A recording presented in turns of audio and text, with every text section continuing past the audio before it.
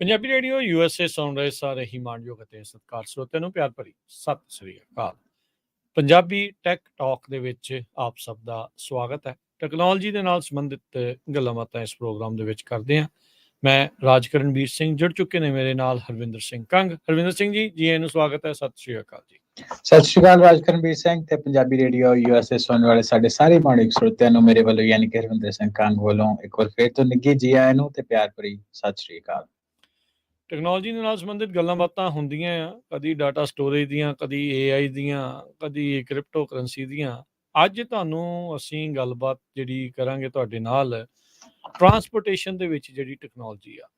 ਇੱਕ ਵਕਤ ਸੀ ਜਦੋਂ ਬੰਦਾ ਸਿਰਫ ਪੈਦਲ ਤੁਰਨਾ ਜਾਣਦਾ ਸੀ, ਫਿਰ ਉਸਨੇ ਪਹੀਏ ਦੀ ਖੋਜ ਕੀਤੀ ਤੇ ਅੱਜ ਉੱਡਣ ਵਾਲੀਆਂ ਕਾਰਾਂ ਦੀ ਗੱਲ ਹੁੰਦੀ ਆ। ਇੱਥੋਂ ਕਿੱਦਾਂ ਆਪਾਂ ਪਹੁੰਚੇ ਹਾਂ ਉੱਥੇ ਤੱਕ, ਉਸ ਦੇ ਦਰਮਿਆਨ ਕੀ ਕੁਛ ਆ, ਤੇ ਹੋਰ ਕਈ ਚੀਜ਼ਾਂ ਇਸ ਦੇ ਵੱਖ-ਵੱਖ ਐਂਗਲਸ ਤੋਂ ਆਪਾਂ ਗੱਲਬਾਤ ਜਿਹੜੀ ਉਹ ਕਰਾਂਗੇ। ਸੋ ਹਰਵਿੰਦਰ ਸਿੰਘ, ਟਰਾਂਸਪੋਰਟੇਸ਼ਨ ਇੱਕ ਅੱਜ ਦੇ ਸਮੇਂ 'ਚ ਕੀ ਜਾਂ ਪਹਿਲੋਂ ਦੇ ਜਦੋਂ ਤੋਂ ਵੀ ਲੈ ਲਓ ਵੀ ਇਹ ਇੱਕ ਬੜੀ ਮੁੱਢਲੀ ਤੇ ਇੱਕ ਅਜਿਹੀ ਜ਼ਰੂਰੀ ਚੀਜ਼ ਆ ਜਿਸ ਤੋਂ ਬਗੈਰ ਜੋ ਅੱਜ ਆਪਾਂ ਦੁਨੀਆ ਦੇਖਦੇ ਹਾਂ ਉਹ ਹੋ ਨਹੀਂ ਸੀ ਸਕਦੀ। ਬੜੀ ਜਿਹੜੀ ਤਰੱਕੀ ਦੇ ਰਾਹ ਆਪਾਂ ਤੁਰੇ ਆ, ਉਹਦੇ ਵਿੱਚ ਟਰਾਂਸਪੋਰਟੇਸ਼ਨ ਦੇ ਵਿੱਚ ਜਿਹੜੀ ਤਕਨੀਕ ਆ ਉਹ ਟੈਕਨੋਲੋਜੀ ਆ, ਉਸਨੇ ਬੜਾ ਹੀ ਅਹਿਮ ਯੋਗਦਾਨ ਅਦਾ ਕੀਤਾ ਆ। ਸਰਲ ਭਾਸ਼ਾ 'ਚ ਗੱਲ ਕਰਨੀ ਹੋਵੇ ਤਾਂ ਟਰਾਂਸਪੋਰਟ ਟੈਕਨੋਲੋਜੀ ਨੂੰ, ਟਰਾਂਸਪੋਰਟੇਸ਼ਨ ਦੀ ਇਸ ਹਿਸਟਰੀ ਨੂੰ, ਟੈਕਨੋਲੋਜੀ ਨੂੰ ਆਪਾਂ ਕਿੱਦਾਂ ਸ਼ੁਰੂਆਤ ਦੇ ਵਿੱਚ ਦੇਖੀਏ? ਜੀ ਰਾਜਕਰਨ, ਜਿੱਦਾਂ ਤੁਸੀਂ ਗੱਲ ਪਹਿਲਾਂ ਕਹੀ ਕਿ ਇੱਕ ਜ਼ਿੰਦਗੀ ਦਾ, ਇੱਕ ਦੇਸ਼ ਦਾ, ਇਕੋਨਮੀ ਦਾ ਇੱਕ ਜੇ ਰੀੜ੍ਹ ਦੀ ਹੱਡੀ ਬੈਕਬੋਨ ਕਹਿ ਲਓ ਤੇ ਉਹ ਟਰਾਂਸਪੋਰਟੇਸ਼ਨ ਹੁੰਦੀ ਆ। ਜਦੋਂ ਬਿਜ਼ਨਸ ਦੇ ਵਿੱਚ ਵੀ ਅਸੀਂ ਦੇਖਦੇ ਹਾਂ ਕਿ ਟਰਾਂਸਪੋਰਟੇਸ਼ਨ ਇੱਕ ਅਹਿਮ ਰੋਲ ਅਦਾ ਕਰਦੀ ਆ, ਤੇ ਜਿੰਨੀ ਟਰਾਂਸਪੋਰਟੇਸ਼ਨ ਦੀ ਕਾਸਟ ਘੱਟ ਹੋਊਗੀ, ਜਿੰਨੀ ਛੇਤੀ ਚੀਜ਼ਾਂ ਇੱਕ ਜਗ੍ਹਾ ਤੋਂ ਦੂਸਰੀ ਜਗ੍ਹਾ ਜਾ ਸਕਣਗੇ, ਜਿੰਨੀ ਛੇਤੀ ਲੋਕ ਇੱਕ ਜਗ੍ਹਾ ਦੂਸਰੀ ਜਗ੍ਹਾ ਉੱਤੇ ਜਾਣਗੇ, ਓਨੀ ਤੇਜ਼ੀ ਦੇ ਨਾਲ ਜਿਹੜੀ ਚੀਜ਼ਾਂ ਉਹ ਅੱਗੇ ਵਧਣਗੀਆਂ। ਭਾਵੇਂ ਉਹ ਬਿਜ਼ਨਸ ਹੋਏ, ਭਾਵੇਂ ਉਹ ਲੋਕਾਂ ਦਾ ਮੇਲ ਮਿਲਾਪ ਹੋਵੇ, ਜਾਂ ਕੋਈ ਹੋਰ ਕਿਸੇ ਕੰਟਰੀ ਦੀ ਇਕੋਨਮੀ ਹੋਵੇ, ਉਹਦੇ ਟਰਾਂਸਪੋਰਟੇਸ਼ਨ ਜਿਹੜੀ ਹੈ ਇੱਕ ਮੇਜਰ ਰੋਲ ਅਦਾ ਕਰਦੀ ਹੈ। ਮੈਂ ਕਿ ਜਦੋਂ ਆਪਾਂ ਗੱਲਬਾਤ ਦੀ ਸ਼ੁਰੂਆਤ ਕਰਦੇ ਹਾਂ, ਆਪਾਂ ਹਮੇਸ਼ਾ ਜਦੋਂ ਆਪਣੀ ਗੱਲਬਾਤ ਨੂੰ ਸ਼ੁਰੂ ਕਰਦੇ ਹਾਂ ਆਪਾਂ ਇਤਿਹਾਸਿਕ ਝਰੋਖੇ ਚੋਂ ਦੇਖਦੇ ਹਾਂ, ਤਾਂ ਮੈਂ ਚਾਹੁੰਦਾ ਕਿ ਆਪਾਂ ਆਪਣੀ ਗੱਲਬਾਤ ਟੈਕਨੋਲੋਜੀ ਦੇ ਪਰਸਪੈਕਟਿਵ ਨਾਲ ਜਦੋਂ ਅਸੀਂ ਗੱਲ ਕਰਦੇ ਹਾਂ, ਇੱਕ ਟਾਈਮ ਲਾਈਨ ਤੇ ਵੀ ਆਪਾਂ ਗੋ ਥਰੂ ਹੋ ਜਾਈਏ ਕੁਇਕਲੀ। ਜਿੱਦਾਂ ਤੁਸੀਂ ਕਿਹਾ ਕਿ ਸਾਰਿਆਂ ਤੋਂ ਪਹਿਲਾਂ ਜਦੋਂ ਮਨੁੱਖ ਹੋਂਦ 'ਚ ਆਏ ਆ ਤੇ ਇੱਕ ਤੁਰਨਾ ਹੀ ਜਾਣਦਾ ਸੀ ਹਨਾ। ਹੌਲੀ ਹੌਲੀ ਅੱਜ ਆਪਾਂ ਕਿੱਦਾਂ ਪਹੁੰਚੇ, ਉਹਦੀ ਆਪਾਂ ਟਾਈਮ ਲਾਈਨ ਦੇ ਵਿੱਚ ਗੱਲ ਕਰਦੇ ਤਕਰੀਬਨ 4000 BC, ਅੱਜ ਤੋਂ ਕੋਈ 6000 ਸਾਲ ਪਹਿਲਾਂ। ਤੇ ਉੱਥੇ ਪਹਿਲੀ ਵਾਰ ਜਦੋਂ ਮਨੁੱਖ ਨੇ ਘੋੜਿਆਂ ਨੂੰ ਤੇ ਹੋਰ ਜਿਹੜੇ ਜਾਨਵਰ ਸੀ ਹਨਾ, ਖੋਤੇ ਹੋ ਗਏ ਜਾਂ ਆਪਣੇ ਊਠ ਹੋ ਗਏ, ਉਹਨਾਂ ਨੇ ਟਰਾਂਸਪੋਰਟ ਲਈ ਯੂਜ਼ ਕਰਨਾ ਸ਼ੁਰੂ ਕੀਤਾ ਉਹਨਾਂ ਨੇ। ਹਾਂਜੀ ਆਪਣੇ ਬਣਾਇਆ ਜੀ। ਉਸ ਤੋਂ ਬਾਅਦ 500 ਸਾਲ ਬਾਅਦ ਇਹ ਕਹਿੰਦੇ ਕਿ ਪਹੀਏ ਦੀ ਖੋਜ ਹੋ ਜਾਂਦੀ ਆ, ਤੇ ਉਸੇ ਸੇਮ ਟਾਈਮ ਦੇ ਉੱਤੇ ਹੀ ਜਿਹੜੀ ਬੋਟਸ ਵਗੈਰਾ ਚੱਲਦੀਆਂ ਉਹਦੀ ਵੀ ਗੱਲਬਾਤ ਸ਼ੁਰੂ ਹੋ ਜਾਂਦੀ ਆ। ਇਹ 1500 ਸਾਲ ਕੰਮ ਇਸ ਤਰ੍ਹਾਂ ਚੱਲਦਾ, ਤੇ ਫਿਰ ਉਸ ਤੋਂ ਬਾਅਦ ਰੱਥਾਂ ਦੀ ਖੋਜ ਹੋ ਜਾਂਦੀ ਹੈ ਜੀ। ਤੇ ਉਸ ਤੋਂ ਬਾਅਦ 312 ਸੈਂਚੁਰੀ BC ਦੇ ਵਿੱਚ ਮੰਨਿਆ ਜਾਂਦਾ ਕਿ ਜਿਹੜੇ ਰੋਮਨ ਸੀ ਉਹਨਾਂ ਨੇ ਪਹਿਲੀ ਵਾਰ ਪੱਕੀਆਂ ਸੜਕਾਂ ਬਣਾਈਆਂ। ਤੇ ਉਸ ਤੋਂ ਬਾਅਦ ਅਸੀਂ 1000 ਸਾਲ ਬਾਅਦ ਦੀ ਗੱਲ ਕਰੀਏ ਤੇ ਚੀਨ ਇੱਕ ਬੜੀ ਵੱਡੀ ਖੋਜ ਲੈ ਕੇ ਆਇਆ, ਜਿਹਨੂੰ ਅਸੀਂ ਕੰਪਸ ਕਹਿੰਦੇ ਹਾਂ ਅੱਜ ਦੇ ਸਮੇਂ ਦੇ ਵਿੱਚ। ਫਿਰ ਉੱਥੋਂ ਇਹ ਪਤਾ ਲੱਗਣਾ ਸ਼ੁਰੂ ਹੋ ਗਿਆ ਕਿ ਅਸੀਂ ਕਿਹੜੇ ਪਾਸੇ ਨੂੰ ਜਾਣਾ। ਪਹਿਲਾਂ ਤਾਂ ਸੂਰਜ ਤਾਰੇ ਹੁੰਦੇ ਸੀ। ਤੇ ਉਸ ਤੋਂ ਬਾਅਦ ਫਿਰ ਪਬਲਿਕ ਟਰਾਂਸਪੋਰਟ ਦਾ, ਕਿਉਂਕਿ ਵੱਡੇ ਵੱਡੇ ਸ਼ਹਿਰ ਬਣਨ ਲੱਗ ਪਏ, ਤੇ 1500-1600 ਈਸਵੀ ਦੇ ਵਿੱਚ ਪਬਲਿਕ ਤੌਰ ਦੇ ਉੱਤੇ ਉਹਨਾਂ ਦੀ ਜਿਹੜੀ ਘੋੜੇ ਵਾਲੀਆਂ ਬੱਸਾਂ ਸੀ ਉਹਨਾਂ ਦੀ ਇਨਵੈਂਸ਼ਨ ਹੁੰਦੀ ਆ। ਵੱਡੇ ਵੱਡੇ ਰੱਥ ਕਹਿ ਲਓ। ਹਾਂਜੀ। ਤੇ ਉਸ ਤੋਂ ਬਾਅਦ ਟਾਂਗੇ ਕਹਿ ਲਈਏ, ਫਿਰ ਟਾਂਗੇ ਹੀ ਹਾਂਜੀ ਟਾਂਗੇ ਕਹਿ ਲਓ ਹਨਾ।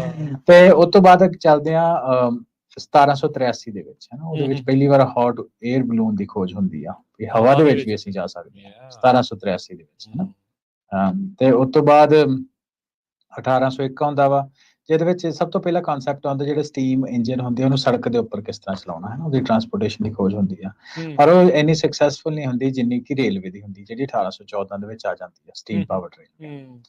1816 ਦੇ ਵਿੱਚ ਸਾਈਕਲ ਹੋਂਦ ਵਿੱਚ ਆਉਂਦਾ ਵਾ, ਤੇ 1900 ਦੇ ਵਿੱਚ ਜਿਹੜੀ ਪਹਿਲੀ 에ਅਰਸ਼ਿਪ ਹੁੰਦੀ ਆ ਉਹ ਆਉਂਦੀ ਆ। ਅਗੇਨ ਜਿਹੜਾ ਅੱਜ ਤੇ ਅਸੀਂ ਜਹਾਜ਼ ਦੀ ਫਾਰਮੇਸ਼ਨ ਦੇਖਦੇ ਹਾਂ 1904 ਵਿੱਚ ਰਾਈਟ ਬ੍ਰਦਰਜ਼ ਵੱਲ ਆਉਂਦੀ ਆ, ਤੇ 1908 ਵਿੱਚ ਪਹਿਲੀ ਵਾਰ ਕਾਰ ਕੱਢਦੇ ਆ। ਠੀਕ ਆ। ਜੀ। ਸੋ ਉਸ ਤੋਂ ਬਾਅਦ ਰਾਕਟ ਦੀ ਖੋਜ 1942 ਦੇ ਵਿੱਚ ਪਹਿਲਾ ਸਕਸੈਸਫੁਲ 200 ਕਿਲੋਮੀਟਰ ਰਾਕਟ ਜਿਹੜਾ V2 ਰਾਕਟ ਆ ਉਹ ਚੱਲਦਾ ਵਾ। ਤੇ 1947 ਵਿੱਚ ਸੁਪਰਸੋਨਿਕ ਪਲੇਨਸ ਜਿਹੜੇ ਆ ਜਾਂਦੇ। ਅੱਜ ਕੱਲ੍ਹ ਸੁਪਰਸੋਨਿਕ ਪਲੇਨ ਨਹੀਂ ਚੱਲਦੇ, ਇੱਕ ਡਿਫਰੈਂਟ ਕਾਰਨ, ਪਰ ਉਹਨਾਂ ਦੀ ਜਿਹੜੀ ਖੋਜ ਆ 1942 ਵਿੱਚ ਹੋ ਜਾਂਦੀ ਹੈ। ਤੇ ਸੌਰੀ 1947 ਵਿੱਚ ਹੋ ਜਾਂਦੀ ਆ। 1957 ਵਿੱਚ ਸਾਨੂੰ ਸਾਰਿਆਂ ਨੂੰ ਪਤਾ ਕਿ ਸਪੁਤਨਿਕ ਜਿਹੜਾ ਪਹਿਲਾ ਸੈਟੇਲਾਈਟ ਸੀ ਰਸ਼ੀਆ ਦਾ, ਉਹ ਆਰਬਿਟ ਵਿੱਚ ਲਾਂਚ ਕਰ ਦਿੱਤਾ ਜਾਂਦਾ। ਤੇ 1981 ਦੇ ਵਿੱਚ ਜਿਹੜੀ ਪਹਿਲੀ ਸਪੇਸ ਸ਼ਟਲ ਆ ਉਹ ਸਪੇਸ ਵਿੱਚ ਜਾਂਦੀ ਹੈ।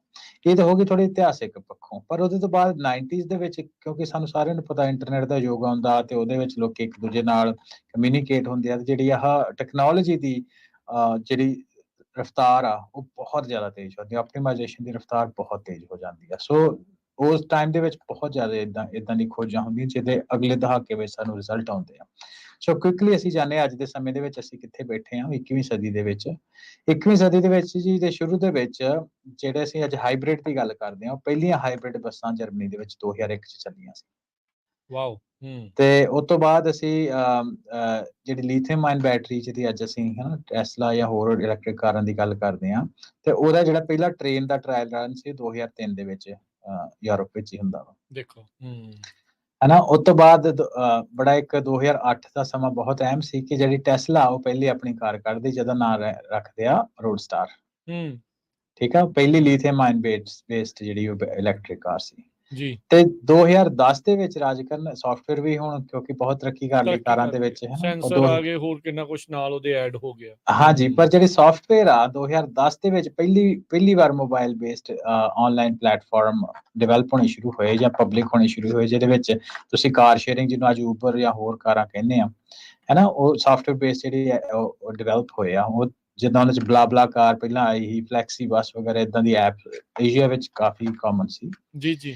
ਤੇ 2016 ਤੇ ਇਹ 2010 ਵਿੱਚ ਆਉਂਦੀਆਂ। 2016 ਦੇ ਵਿੱਚ ਹਾਈਡਰੋਜਨ ਫਿਊਲ ਜਿਹੜੀ ਪੈਸੇਂਜਰ 에ਅਰਕ੍ਰਾਫਟ ਆ ਹਨਾ, ਤੇ ਉਹ ਫਲਾਈਟ ਜਿਹੜੀ ਆ DLR HY4 ਉਹ ਪਹਿਲੀ ਵਾਰ ਜਿਹੜੀ ਉਹ ਚੱਲਦੀ ਆ। ਤੇ ਜਿਹੜੀ ਟੋਯੋਟਾ ਮਿਰਾਏ ਅਸੀਂ ਪਿਛਲੀ ਵਾਰ ਹਾਈਡਰੋਜਨ ਵਾਲੇ ਵਿੱਚ ਗੱਲ ਕਰਦੇ ਸੀ ਕਿ ਉਹ 2018 ਦੇ ਵਿੱਚ ਮੈਸ ਪ੍ਰੋਡਕਸ਼ਨ ਪਹਿਲੀ ਹਾਈਡਰੋਜਨ ਕਾਰ ਦੀ ਹੁੰਦੀ ਆ। ਤੇ 2018 ਦੇ ਵਿੱਚ ਹੀ commercial hydrogen powered passenger train ਜਿਹੜੀ ਆ ਉਹ ਜਰਮਨੀ ਦੇ ਵਿੱਚ ਲਾਂਚ ਹੁੰਦੀ ਆ।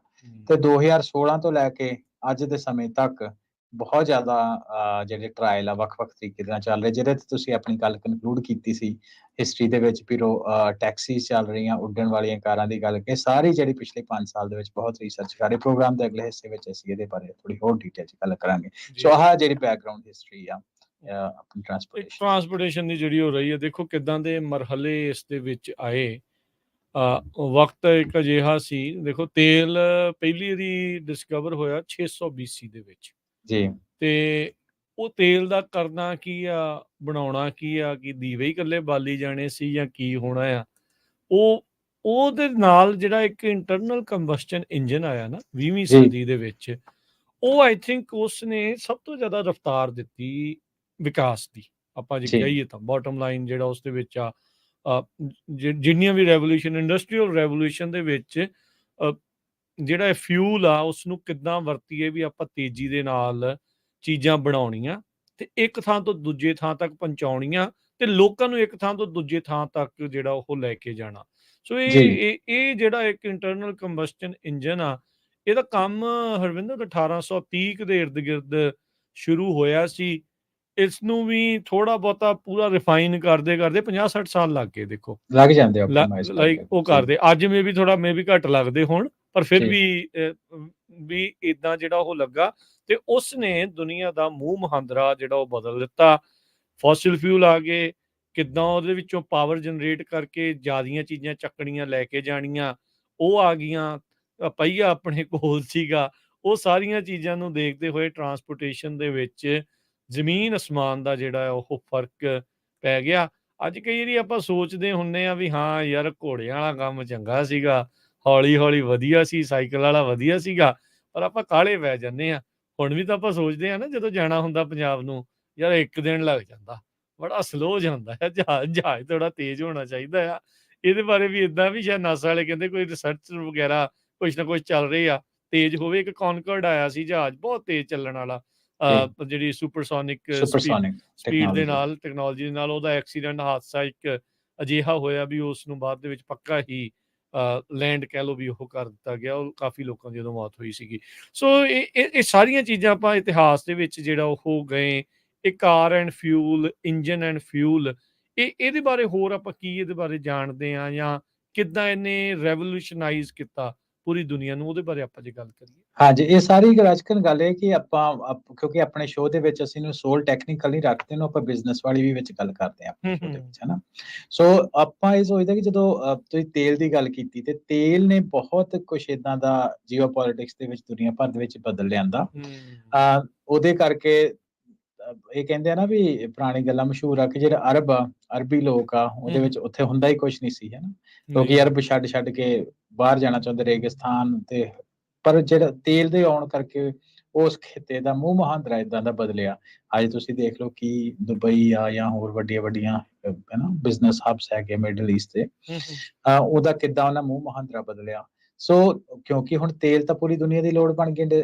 ਤੁਸੀਂ ਕੰਬਸ਼ਨ ਇੰਜਨ ਦੀ ਗੱਲ ਕੀਤੀ, ਇਕੱਲੀ ਕਾਰਾਂ ਦੇ ਸੰਦਰਭ 'ਚ ਨਾ ਦੇਖੀਏ, ਬਿਜ਼ਨਸ ਦੇ ਵਿੱਚ ਅਸੀਂ ਟਰੱਕ, ਜਿਹੜਾ ਲੌਂਗ ਹੌਲਿੰਗ ਟਰੱਕ ਹੋ ਗਏ, ਏਅਰਕ੍ਰਾਫਟ ਹੋ ਗਏ, ਮੈਰੀਟਾਈਮ ਟੈਕਨੋਲੋਜੀ ਹੋ ਗਈ, ਹੈ ਨਾ, ਜਿਹੜੀ ਸਮੁੰਦਰ ਦੇ ਵਿੱਚ ਚੱਲਦੀ ਆ, ਸੋ ਸ਼ਿਪ ਵਗੈਰਾ, ਤੇ ਇਹ ਸਾਰੇ ਕਰਕੇ ਉਹਨਾਂ ਦੀ ਲੋੜ ਬਹੁਤ ਪੈ ਗਈ ਇਹਨਾਂ ਚੀਜ਼ਾਂ ਦੀ। ਫਿਰ ਜਿਹੜੀ ਕੰਟਰੀ ਕੋਲ ਤੇਲ ਸੀ, ਉਸ ਕੰਟਰੀ ਦੀ ਉਸੇ ਤਰ੍ਹਾਂ ਸਰਦਾਰੀ ਹੋ ਗਈ। ਜਿਨ੍ਹਾਂ ਨੂੰ ਕੱਲ ਨੂੰ ਕੋਈ, ਹੈ ਨਾ, ਮਿਡਲ ਈਸਟ ਵਾਲੀ ਕੰਟਰੀ ਜਿੱਥੇ ਹੁੰਦਾ ਕੁਛ ਨਹੀਂ ਸੀ, ਉੱਥੋਂ ਦੇ ਲੋਕ ਅਸੀਂ ਪੰਜਾਬ ਦੇ ਵਿੱਚ ਵੀ ਜਾਣਦੇ ਹਾਂ ਵੀ ਉਹ ਸਾਊਥ ਏਸ਼ੀਆ ਦੇ ਵਿੱਚ ਜਾਂ ਇੰਡੀਆ ਦੇ ਆਸ-ਪਾਸ ਜਿਹੜਾ ਖਿੱਤਾ, ਉੱਥੇ ਉਹ ਲੁੱਟਾਂ ਖੋਹਾਂ ਕਰਨ ਆਉਂਦੇ ਸੀ, ਧਾੜਵੀ ਲੋਕ ਆਉਂਦੇ ਸੀ, ਕਿਉਂਕਿ ਹੁਣ ਉੱਥੇ ਉੱਧਰ ਹੁੰਦਾ ਕੁਛ ਨਹੀਂ ਸੀ। ਤੇ ਉਹਨਾਂ ਲੋਕਾਂ ਦੀ ਅੱਜ ਦੇ ਸਮੇਂ ਦੇ ਵਿੱਚ ਐਸਾ ਸਮੇਂ ਦਾ ਪੁੱਠਾ ਗੇੜ ਪਿਆ ਕਿ ਆਪਣੇ ਪੰਜਾਬ ਤੋਂ ਤੁਸੀਂ ਦੇਖ ਲਓ ਕਿੰਨੇ ਲੋਕੀ ਉਸੇ ਖਿੱਤੇ ਦੇ ਵਿੱਚ ਜੌਬਾਂ ਕਰਨ ਜਾਂਦੇ ਹਨ। ਬਿਲਕੁਲ।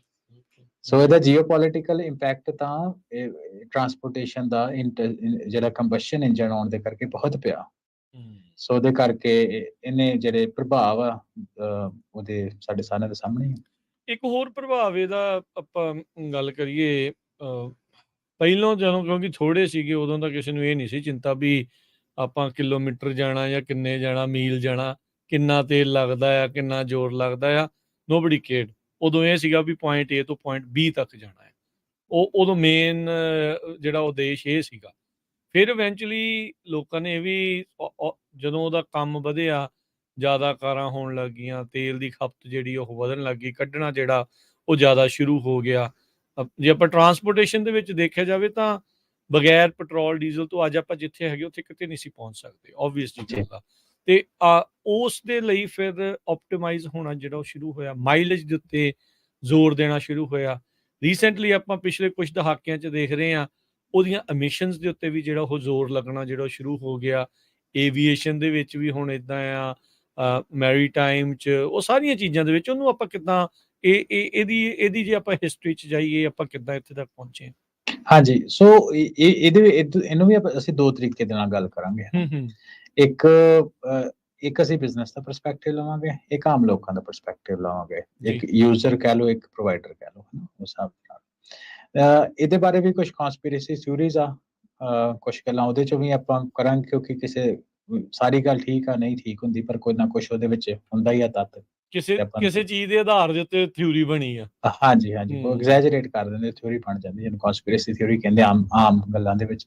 ਜਿਹੜੇ ਤੇ ਵੇਖੋ ਯੂਜ਼ਰ ਆ, ਆਪਾਂ ਤੁਹਾਡੇ ਵਰਗੇ ਲੋਕ ਆ, ਅਸੀਂ ਕਾਰ ਚਲਾਉਂਦੇ ਆ ਜਾਂ ਜੋ ਵੀ ਅਸੀਂ ਮੋਟਰਸਾਈਕਲ ਚਲਾਉਂਦੇ ਆ ਜਾਂ ਆਪਾਂ ਬੱਸ ਪਲੇਨ ਉੱਤੇ ਸਫ਼ਰ ਕਰਦੇ ਆ, ਸਾਡਾ ਇਹ ਟਾਰਗੇਟ ਹੁੰਦਾ, ਅਸੀਂ ਲੱਭਦੇ ਆ ਵੀ ਘੱਟੋ ਘੱਟ ਉਹਦੀ ਕਾਸਟ ਹੋਵੇ, ਹੈ ਨਾ। ਤੇ ਜਿਹੜੇ ਬਿਜ਼ਨਸ ਪ੍ਰੋਵਾਈਡਰ ਹੁੰਦੇ, ਉਹਨਾਂ ਦਾ ਜਿਹੜਾ ਬੈਨੀਫਿਟ ਹੁੰਦਾ, ਉਹਨਾਂ ਦੀ ਫਿਡਿਊਸ਼ਰੀ ਡਿਊਟੀ ਜਿਹੜੀ ਹੁੰਦੀ ਆ, ਉਹ ਇਹ ਹੁੰਦੀ ਆ ਕਿ ਜਿਹੜੀ ਉਹਨਾਂ ਦੀ ਕਾਰਪੋਰੇਸ਼ਨ ਆ ਜਾਂ ਕੰਪਨੀ, ਉਹਦਾ ਪ੍ਰੋਫਿਟ ਵੱਧ ਤੋਂ ਵੱਧ ਹੋਵੇ, ਹੈ ਨਾ। ਸੋ ਇਹ ਦੋਨੋਂ ਚੀਜ਼ਾਂ ਜਿਹੜੇ ਇੱਕ ਦੂਜੇ ਦੇ ਆਪਾਂ ਵਿਰੋਧੀ ਆ, ਪਰ ਇਹ ਨਾਲ ਹੀ ਚੱਲਦੀਆਂ। ਜੇ ਲੋਕ ਨਹੀਂ ਹੋਣਗੇ ਤੇ ਬਿਜ਼ਨਸ ਨਹੀਂ ਚੱਲੂਗਾ, ਹੈ ਨਾ।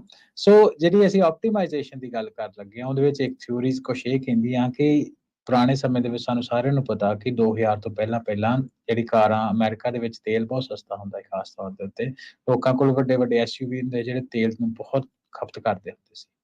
ਜਦ ਕਿ ਜਿਹੜੀ ਪ੍ਰੀਅਸ ਨੇ ਆਈ ਥਿੰਕ ਸਭ ਤੋਂ ਪਹਿਲੀ ਵਨ ਆਫ ਦਾ ਫਰਸਟ ਕਾਰ ਸੀ ਜਿਹਨੇ 50 ਮਾਈਲਸ ਪਰ ਗੈਲਨ ਦੀ ਟੈਕਨੋਲੋਜੀ ਲੈ ਕੇ ਆਂਦੀ ਸੀ। ਉਹ ਕਹਿੰਦੇ ਕਿ ਜਿਹੜੇ ਆਇਲ ਐਂਡ ਗੈਸ ਕੰਪਨੀ ਸੀ, ਇਹਨਾਂ ਕੋਲ ਇਦਾਂ ਦੇ ਪੇਟੈਂਟ ਬਹੁਤ ਪਹਿਲਾਂ ਦੇ ਪਏ ਹੋਏ ਸੀ, ਠੀਕ ਹੈ, ਅੱਛਾ। ਤੇ ਜਦੋਂ ਪੇਟੈਂਟ ਇਹਨਾਂ ਕੋਲ ਪਏ ਹੋਏ ਸੀ, ਅਗੇਨ ਮੇਰੇ ਕੋਲ ਕੋਈ ਇਦਾਂ ਦਾ ਹੈ ਨਹੀਂ, ਮੈਂ ਤੇ ਪਹਿਲੇ ਡਿਸਕਲੇਮਰ ਦੇ ਦਿੱਤਾ ਵੀ ਕਨਸਪੀਰੇਸੀ ਥਿਊਰੀਜ਼ ਹੈਗੀਆਂ, ਕੁਝ ਫੈਕਟ ਵੀ ਹੋਣਗੇ, ਤੇ ਉਹਦੇ ਵਿੱਚ ਪਰ ਉਹ ਇਹ ਨਹੀਂ ਸੀ ਚਾਹੁੰਦੇ ਕਿ ਤੇਲ ਦੀ ਕੰਜ਼ੰਪਸ਼ਨ ਘਟੇ। ਸੋ ਉਹਦੇ ਕਰਕੇ ਜਿਹੜੀ ਇਹ ਟੈਕਨੋਲੋਜੀਜ਼ ਆ ਇਹ ਬਾਹਰ ਬਹੁਤ ਲੇਟ ਆਉਂਦੀਆਂ। ਠੀਕ ਹੈ। ਸੋ ਉਹਦੇ ਕਰਕੇ ਕਿਉਂਕਿ ਉਹ ਇਹ ਮੰਨਿਆ ਜਾਂਦਾ ਕਿ ਜਿਹੜੇ ਇਦਾਂ ਦੇ ਪੇਟੈਂਟਸ ਹੁੰਦੇ ਸੀ ਆਇਲ ਐਂਡ ਗੈਸ ਕੰਪਨੀਆਂ ਉਹਨਾਂ ਨੂੰ ਖਰੀਦ ਲੈਂਦੀਆਂ ਸੀ, ਜਦੋਂ ਖਰੀਦ ਲੈਂਦੀਆਂ ਸੀ ਤੇ ਉਹਨਾਂ ਨੂੰ ਬਾਹਰ ਨਹੀਂ ਸੀ ਆਉਣ ਦਿੰਦੀਆਂ, ਵਰਤਣ ਨਹੀਂ ਸੀ ਦੇ ਦਿੰਦੇ ਵਰਤਣ ਕਿਸੇ ਨਹੀਂ ਨੂੰ ਸੀ ਵੀ। ਦਿੰਦੀਆਂ, ਹਨਾ। ਸੋ ਇਹ ਜਿਹੜਾ ਤੇ ਲੋਕਾਂ ਨੇ ਵੀ ਬੜੀ ਪਰਵਾਹ ਨਹੀਂ ਕੀਤੀ, ਕਿਉਂਕਿ ਜਿਹੜੇ ਪੁਰਾਣੇ ਲੋਕੀ ਇੱਥੇ ਆਏ ਉਹ ਦੱਸਦੇ ਆ ਕਿ ਸਸਤਾ ਇੱਥੇ ਸੀਗਾ ਸਭ ਕੁਝ, ਵੀ ਗੈਸ ਬਹੁਤ ਲੋਕਾਂ ਨੂੰ ਸਸਤੀ ਹੁੰਦੀ ਜੇਬ ਸੀ, ਤੇ ਕੋਈ ਬਹੁਤਾ ਅਸਰ ਨਹੀਂ ਸੀ ਲੱਗਦਾ, ਅਸਰ ਨਹੀਂ ਸੀ, ਲੋਕੀ ਵੀ ਬਹੁਤੀ ਪਰਵਾਹ ਨਹੀਂ ਕਰਦੇ ਨਹੀਂ ਸੀ। ਸੀ ਕਰਦੇ। ਜਦੋਂ ਆਇਲ ਕ੍ਰਾਈਸਿਸ ਹੁੰਦਾ ਵਾ ਲੇਟ 90 ਅਰਲੀ 90s ਵਿੱਚ, ਕੁਵੈਤ ਦੇ ਵਿੱਚ, ਹੈ ਨਾ, ਮਿਡਲ ਈਸਟ ਦੇ ਵਿੱਚ ਜ਼ਿਆਦਾ ਰੌਲਾ ਪੈਣਾ ਸ਼ੁਰੂ ਹੋ ਜਾਂਦਾ। ਸੋ ਉਹਦੇ ਕਰਕੇ ਆਇਲ ਪ੍ਰਾਈਸਿਸ ਜਿਹੜੀਆਂ ਉਹ ਫਲਕਚੁਏਟ ਬਹੁਤ ਹੋਣ ਲੱਗ ਪੈਂਦੀਆਂ, ਹੈ ਨਾ। ਐਮਬਾਰਗੋ ਲੱਗਦਾ 1973 ਦਾ ਜਿਹੜਾ ਉਸ ਟਾਈਮ ਦੇ, ਤੇ ਹਾਂਜੀ ਓਪੈਕ ਵਾਲਿਆਂ ਦਾ ਜਿਹੜਾ ਸੀਗਾ। ਹਾਂਜੀ, ਨਹੀਂ 1991 1991 92 ਦੇ ਵਿੱਚ ਜਦੋਂ ਕੁਵੈਤ ਦੇ ਖੂਹਾਂ ਦੇ ਵਿੱਚ ਕੁਵੈਤ ਉੱਤੇ ਅਟੈਕ ਹੁੰਦਾ ਜਾਂ ਖੂਹਾਂ ਤੇ ਅੱਗਾਂ ਲੱਗਦੀਆਂ, ਕਾਫੀ ਡਿਸਟਰਬੈਂਸ ਰਹਿੰਦੀ ਮਿਡਲ ਈਸਟ ਦੇ ਵਿੱਚ ਜੀ। ਉਸ ਤੋਂ ਪਹਿਲਾਂ, ਸੌਰੀ ਮੈਂ ਤੁਹਾਨੂੰ ਵਿੱਚ ਕੱਟ ਰਿਹਾ, ਉਸ ਤੋਂ ਪਹਿਲਾਂ ਜਿਹੜਾ ਇੱਕ ਆਇਲ ਕ੍ਰਾਈਸਿਸ 1973 ਦਾ ਵੀ ਜਿਹੜਾ ਹੋਇਆ, ਐਮਬਾਰਗੋ ਲੱਗ ਜਾਂਦਾ ਉਦੋਂ ਇਹਨਾਂ ਦੇ ਉੱਤੇ, ਤੇ ਤੇਲ ਜਿਹੜਾ ਉਹ ਨਾ ਫਿਰ ਜੇ ਕੱਢਦੇ ਆ ਤੇ ਬਾਹਰ ਨਹੀਂ ਸੀ ਜਾ ਸਕਦਾ, ਉਹਦੇ ਨਾਲ ਵੀ ਜਿਹੜੀ ਉਹ ਦਿੱਕਤ ਇੱਕ ਵਾਰੀ ਪਹਿਲਾਂ ਛੋਟੇ ਪੱਧਰ ਤੇ ਜਿਹੜੀ ਉਹ ਆਈ ਜੀ। ਹਾਂਜੀ, ਚਲੋ ਉਹਦੇ ਵਿੱਚ ਅਮਰੀਕਾ ਨੇ ਆਪਣੇ ਇੱਥੇ ਜਿੱਦਾਂ ਸੈਲਫ ਇੰਡੀਪੈਂਡੈਂਸ ਵਾਸਤੇ ਟੈਕਸਸ, ਕੈਲੀਫੋਰਨੀਆ, ਹੋਰ ਜਗ੍ਹਾ ਦੇ ਉੱਤੇ ਆਇਲ ਦੀ ਉਹਨਾਂ ਖੂਹ ਲੱਭੇ, ਹੈਨਾ। ਤੇ ਉਸ ਤੋਂ ਬਾਅਦ ਪਰ ਆਮ ਲੋਕਾਂ ਦੇ ਉੱਤੇ ਕੀ ਇੰਪੈਕਟ ਹੋਇਆ ਕਿ ਜਦੋਂ ਇੰਨੀ ਜ਼ਿਆਦਾ ਫਲਕਚੁਏਸ਼ਨ ਹੋਣ ਲੱਗ ਪਈ, ਤੇ ਫਿਰ ਉਹਨਾਂ ਕਿਹਾ ਕਿ ਨਹੀਂ ਯਾਰ, ਜਿਹੜੇ ਤੇ ਉਸ ਤੋਂ ਬਾਅਦ ਟੈਕਨੋਲੋਜੀ ਜਿਹੜੀ ਆ ਉਹ ਇੰਨੀ ਐਡਵਾਂਸ ਹੁੰਦੀ ਆ, ਤੇ ਖਾਸ ਤੌਰ ਦੇ ਉੱਤੇ ਆਪਣੇ ਇਹ ਵੀ ਬਹੁਤ ਜ਼ਰੂਰੀ ਹੈ ਵੀ ਕੰਪੀਟੀਸ਼ਨ ਨਾ ਬਹੁਤ ਜ਼ਰੂਰੀ ਹੁੰਦਾ, ਜਦੋਂ ਤੁਸੀਂ ਆਮ ਲੋਕਾਂ ਦੇ ਹੱਕ ਦੀ ਗੱਲ ਕਰਨੀ ਹੁੰਦੀ ਨਾ। ਇਸ ਤਰ੍ਹਾਂ ਵੱਖ-ਵੱਖ ਦੇਸ਼ਾਂ ਦੇ ਵਿੱਚ ਕੰਪੀਟੀਸ਼ਨ ਦੇ ਲਾਜ਼ ਬਣੇ ਹੁੰਦੇ ਆ। ਸੋ ਉਹਦੇ ਕਰਕੇ ਜਿਹੜੇ ਫੋਰਨ ਲੋਕ ਸੀ, ਜਿਹੜੇ ਨਾਨ ਅਮਰੀਕਨ ਕਾਰਾਂ ਵਾਲੇ ਹੈਗੇ ਸੀ, ਉਹਨਾਂ ਦਾ ਵੀ ਅਮਰੀਕਾ ਵਿੱਚ ਵੱਡੇ ਪੱਧਰ ਤੇ ਆਗਾਜ਼ ਹੁੰਦਾ। ਵੈਸੇ ਤਾਂ ਚਲੋ ਪਹਿਲਾਂ ਵੀ ਸੀ, ਪਰ ਕਿਉਂਕਿ ਤੁਸੀਂ ਇਹ ਜਿਹੜੇ ਲੋਕ ਇੰਡੀਆ ਤੋਂ ਆਏ ਆ ਜਾਂ ਪੰਜਾਬ ਤੋਂ ਆਏ ਆ ਜਾਂ ਉਸ ਖਿੱਤੇ ਚੋਂ ਇੱਧਰ ਆਏ, ਉਹਨਾਂ ਨੂੰ ਪਤਾ ਕਿ ਉੱਧਰ ਦੀ ਜਿਹੜੀ ਕਾਰਾਂ ਉਹਨਾਂ ਦੀ ਫਿਊਲ ਐਫੀਸ਼ੀਐਂਸੀ ਅਮਰੀਕਨ ਕਾਰਾਂ ਨਾਲੋਂ ਬਹੁਤ ਜ਼ਿਆਦਾ ਵਾ।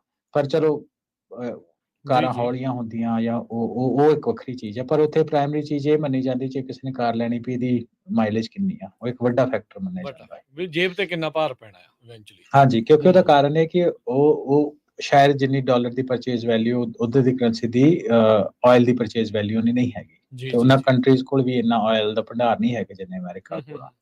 ਸੋ ਪਰ ਉਹ ਜਦੋਂ ਅਮਰੀਕਾ ਦੇ ਵਿੱਚ ਵੀ ਆਮ ਲੋਕਾਂ ਦੇ ਉੱਤੇ ਆਇਲ ਨੂੰ ਲੈ ਕੇ ਪ੍ਰੈਸ਼ਰ ਪੈਣਾ ਸ਼ੁਰੂ ਹੋਇਆ ਉਹਨਾਂ ਦੀ ਜੇਬ ਦੇ ਉੱਤੇ, ਤੇ ਉਹਦੇ ਵਿੱਚ ਫਿਰ ਜਿਹੜੇ ਬਾਹਰ ਵਾਲੀ ਕੰਪਨੀਆਂ ਉਹਨਾਂ ਦਾ ਆਗਾਜ਼ ਇੱਥੇ ਹੁੰਦਾ, ਪਪੂਲੈਰਿਟੀ ਆਉਣੀ ਸ਼ੁਰੂ ਹੁੰਦੀ ਆ, ਜਿਹਦੇ ਵਿੱਚ ਟੋਯੋਟਾ ਹੋ ਗਈ ਜਾਂ ਹੋਰ, ਹਨਾ। ਮੈਂ ਪਹਿਲਾਂ ਗੱਲ ਕਰਦਾ ਕਿ ਰਸਤਾ ਪਹਿਲਾਂ ਵੀ ਕਰਦੀਆਂ ਸੀ, ਪਰ ਜਿਹੜੀ ਅਮਰੀਕਨ ਕੰਪਨੀ ਸੀ ਇਹਨਾਂ ਦੀ ਬਹੁਤ ਜ਼ਿਆਦਾ ਸਰਦਾਰੀ ਰਹੀ ਆ। ਹਾਂ, ਦੂਜਿਆਂ ਨੂੰ ਮੌਕਾ ਇੱਥੇ ਉਦੋਂ ਹੀ ਮਿਲਿਆ ਜਿਨ੍ਹਾਂ ਤੋਂ ਉਦੋਂ ਫਿਰ ਮਾਈਲੇਜ ਜਿਹੜੀ ਆ ਉਹ ਹਾਂਜੀ, ਬੈਟਰ ਹੋਣ ਲੱਗੀ। ਇੱਕ ਕਾਰਨ ਉਹ ਸੀ, ਤੇ ਇੱਕ ਕਾਰਨ ਤਾਂ ਉਹ ਵੀ ਆ ਕਿ ਉਹ ਸਾਰੀ ਇੰਡਸਟਰੀ ਦੇ ਉੱਪਰ ਆ ਕਿ ਜਦੋਂ ਅਮਰੀਕਾ ਦੇ ਵਿੱਚ ਇੱਥੋਂ ਬਾਹਰ ਜਾਣੀ ਸ਼ੁਰੂ ਹੋਈ, ਟੈਕਨੋਲੋਜੀ ਪਲਾਂਟਸ ਬਾਕੀ ਦੇਸ਼ਾਂ 'ਚ ਲੱਗਣੇ ਸ਼ੁਰੂ ਹੋਏ, ਤੇ ਉਹਨਾਂ ਕੰਟਰੀਜ਼ ਵਿੱਚ ਟੈਕਨੋਲੋਜੀ ਟ੍ਰਾਂਸਫਰ ਵੀ ਹੋਈ।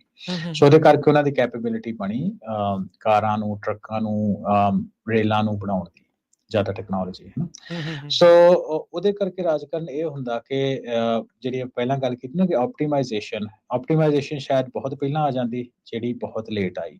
ਉਹਦੇ ਤੋਂ ਹੁਣ ਬਾਅਦ ਜਿਹੜੀ ਅਗਲੀ ਗੱਲ ਇਹ ਹੈ ਕਿ ਹੁਣ ਆਇਲ ਪ੍ਰਾਈਸਿਸ ਸਾਨੂੰ ਸਾਰਿਆਂ ਨੂੰ ਪਤਾ ਬਹੁਤ ਜ਼ਿਆਦਾ ਜਿਹੜੀ ਵਾਰ ਚੱਲਦੀ ਪਈ ਆ ਰਸ਼ੀਆ ਦੇ ਨਾਲ, ਜਾਂ ਜੋ ਵੀ ਡਿਸਟਰਬੈਂਸਿਸ ਵਰਲਡ ਵਾਈਡ ਚੱਲਦੀ ਪਈ ਜਿਓ ਪੋਲਿਟਿਕਸ ਦੇ ਵਿੱਚ, ਉਹਦੇ ਵਿੱਚ ਹੁਣ ਅਗਲਾ ਜਿਹੜਾ ਸਾਰੇ ਕੰਟਰੀਜ਼ ਦਾ ਧਿਆਨ ਇਹ ਹੈ ਕਿ ਜਿਹੜੀ એનર્ਜੀ ਆ, ਕਿਉਂਕਿ ਆਪਾਂ ਪਹਿਲਾਂ ਗੱਲ ਕੀਤੀ ਟਰਾਂਸਪੋਰਟੇਸ਼ਨ ਜਿਹੜੀ ਰੀੜ ਦੀ ਹੱਡੀ ਹੁੰਦੀ ਕਿਸੇ ਕੰਟਰੀ ਦੀ, ਕਿਸੇ ਇਕਨੋਮੀ ਦੀ, ਉਹਨੂੰ ਸੈਲਫ ਡਿਪੈਂਡੈਂਟ ਕਿੱਦਾਂ ਬਣਾਇਆ ਜਾਏ, ਉਹਦੇ ਰਾਹ ਰਸਤੇ ਹੁਣ ਜਿਹੜੇ ਬਹੁਤ ਜ਼ੋਰਾਂ ਸ਼ੋਰਾਂ ਨਾਲ ਲੱਭੇ ਜਾ ਰਹੇ ਆ, ਜਿਹਦੇ ਵਿੱਚ ਅਸੀਂ ਬੈਟਰੀ ਪਾਵਰਡ ਕਾਰ, ਟਰੱਕਾਂ ਦੀ ਗੱਲ ਕਰਦੇ ਹਾਂ। ਸੋਲਰ ਬੇਸਡ ਪਲੇਨ ਨੇ ਵੀ ਪੂਰੀ ਦੁਨੀਆ ਦਾ ਚੱਕਰ ਲਾ ਲਿਆ ਹੋਇਆ, ਹੈ ਨਾ। ਕਈ ਗੱਡੀਆਂ ਵੀ ਆਈਆਂ ਸੀ, ਆਪਾਂ ਛੋਟੀਆਂ ਖਬਰਾਂ ਸੁਣਦੇ ਰਹੇ ਵੀ ਉੱਤੇ ਸੋਲਰ ਪੈਨਲ ਲੱਗੇ ਤੇ ਚਲਾ ਰਹੇ ਸੀਗੇ। ਹਾਂਜੀ, ਕਾਰਾਂ ਵੀ ਹੋ ਗਈਆਂ ਹਾਈਡਰੋਜਨ ਦੇ ਬੇਸ ਤੇ, ਅਸੀਂ ਪੂਰਾ ਇੱਕ ਸ਼ੋਅ ਕੀਤਾ ਪਿੱਛੇ, ਹੈ ਨਾ।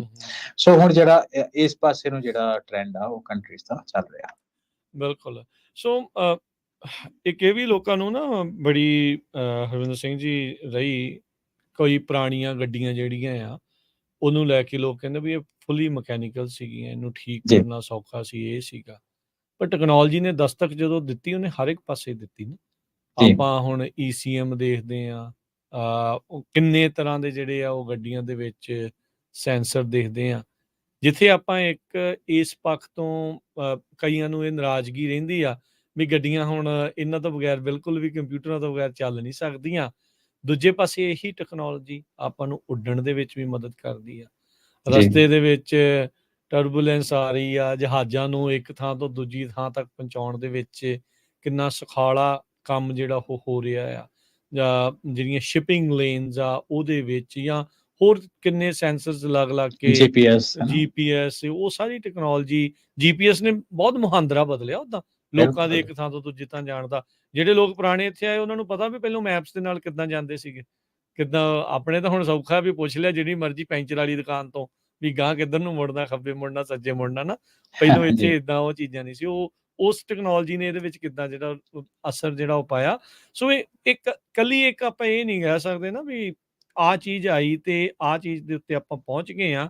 ਉਹਦੇ ਵਿੱਚ ਆਪਾਂ ਕਿੰਨੀਆਂ ਵੇਵਸ ਜਿਹੜੀਆਂ ਆ ਉਹ ਟੈਕਨੋਲੋਜੀ ਦੀਆਂ ਦੇਖੀਆਂ। ਉੱਦਾਂ ਜੇ ਹਰਵਿੰਦਰ ਗੱਲ ਕਰੀਏ ਅੱਜ ਦੇ ਯੁੱਗ ਦੇ ਵਿੱਚ ਕੰਫਰਟ, ਮਾਈਲੇਜ, ਇਹ ਸਾਰੀਆਂ ਚੀਜ਼ਾਂ ਦੇ ਵਿੱਚ ਟੈਕਨੋਲੋਜੀ ਕਿੱਦਾਂ ਆਪਾਂ ਦੇਖਦੇ ਆ, ਇਹ ਹੋਰ ਜ਼ਿਆਦਾ ਵਧਣ ਜਾ ਰਹੀ ਹੈ ਜਾਂ ਕਿੱਦਾਂ ਹੈ? ਬਿਲਕੁਲ ਵਧਣ ਜਾ ਰਹੀ ਰਾਜਕਰਨ। ਆਪਾਂ ਪਹਿਲੇ ਜਿਹੜੀ ਤੁਸੀਂ ਕਾਰਾਂ ਦੇਖੀਆਂ ਵੀ ਹੋਣਗੀਆਂ, ਉਹ ਕਾਰਾਂ ਦਾ ਟਰਾਂਸਪੋਰਟੇਸ਼ਨ ਦੇ ਨਾਲ ਇੰਨੇ ਸੰਬੰਧ ਸੀ ਇੱਕ ਜਗ੍ਹਾ ਤੋਂ ਦੂਸਰੀ ਜਗ੍ਹਾ ਜਾਣ ਦੇ ਲਈ, ਹਨ। ਉਸ ਤੋਂ ਬਾਅਦ ਕਾਰਾਂ ਵਿੱਚ ਤੁਸੀਂ AC ਦੇਖਦੇ ਹੋ, ਉਸ ਤੋਂ ਬਾਅਦ ਕਾਰਾਂ ਵਿੱਚ ਨੈਵੀਗੇਸ਼ਨ ਦੇਖਦੇ ਹੋ, ਹੁਣ ਹੀਟਡ ਸੀਟਸ ਆ।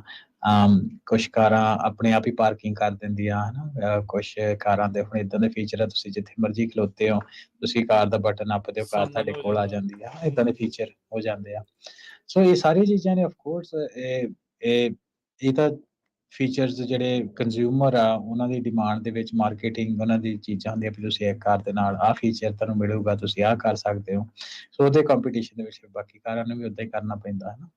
ਫਰੰਟ ਬੈਕ ਤੇ ਕੈਮਰਾਜ਼ ਹੋ ਗਏ, GPS ਲੋਕੇਸ਼ਨਸ ਹੋ ਗਈਆਂ। ਇਹ ਹੁਣ ਸਟੈਂਡਰਡ ਹੋ ਗਈਆਂ ਚੀਜ਼ਾਂ ਨਾ, ਵੀ ਇਹ ਤਾਂ ਆਉਣਗੀਆਂ ਹੀ ਹੋ ਗਈਆਂ। ਹਾਂ ਜੀ। ਸੋ ਉਹ ਇਹ ਜਿੱਦਾਂ ਤੁਸੀਂ ਕਿਹਾ, ਇਹ ਟ੍ਰੈਂਡ ਕਿੱਥੋਂ ਤੱਕ ਜਾਊਗਾ, ਇਹ ਟ੍ਰੈਂਡ ਕਿਤੇ ਵੀ ਰੁਕਣ ਵਾਲਾ ਨਹੀਂ ਆ। ਕਿਉਂਕਿ ਅੱਜ ਹੀ ਮੈਂ ਚਲੋ ਆਪਣੀ ਗੱਲਬਾਤ ਦੇ ਵਿੱਚ ਅਸੀਂ ਧਾਰਮਿਕ ਗੱਲਾਂ ਵੀ ਕਈ ਵਾਰ ਕਰ ਲੈਂਦੇ ਵੀ, ਗੁਰਬਾਣੀ ਵਿੱਚ ਵੀ ਅੱਜ ਹੀ ਮੈਂ ਸ਼ਬਦ ਸੁਣਦਾ ਸੀ ਕਿ ਬੰਦੇ ਦੀ ਤ੍ਰਿਸ਼ਨਾ ਨਹੀਂ ਨਾ ਜਾਂਦੀ ਜਿਸ ਤਰ੍ਹਾਂ। ਇਸੇ ਤਰ੍ਹਾਂ ਜਿਹੜੇ ਫੀਚਰ ਵੀ ਆ ਨਾ, ਇੱਕ ਵੱਧ ਨਵੀਂ ਤੋਂ ਨਵੀਂ ਚੀਜ਼ ਚਾਹੀਦੀ ਆ, ਨਵੀਂ ਤੋਂ ਨਵੀਂ ਚੀਜ਼ ਚਾਹੀਦੀ ਹੈ। ਚੱਲਦਾ ਰਹਿਣਾ ਦਾ ਕੋਈ ਅੰਤ ਨਹੀਂ ਹੋਣਾ।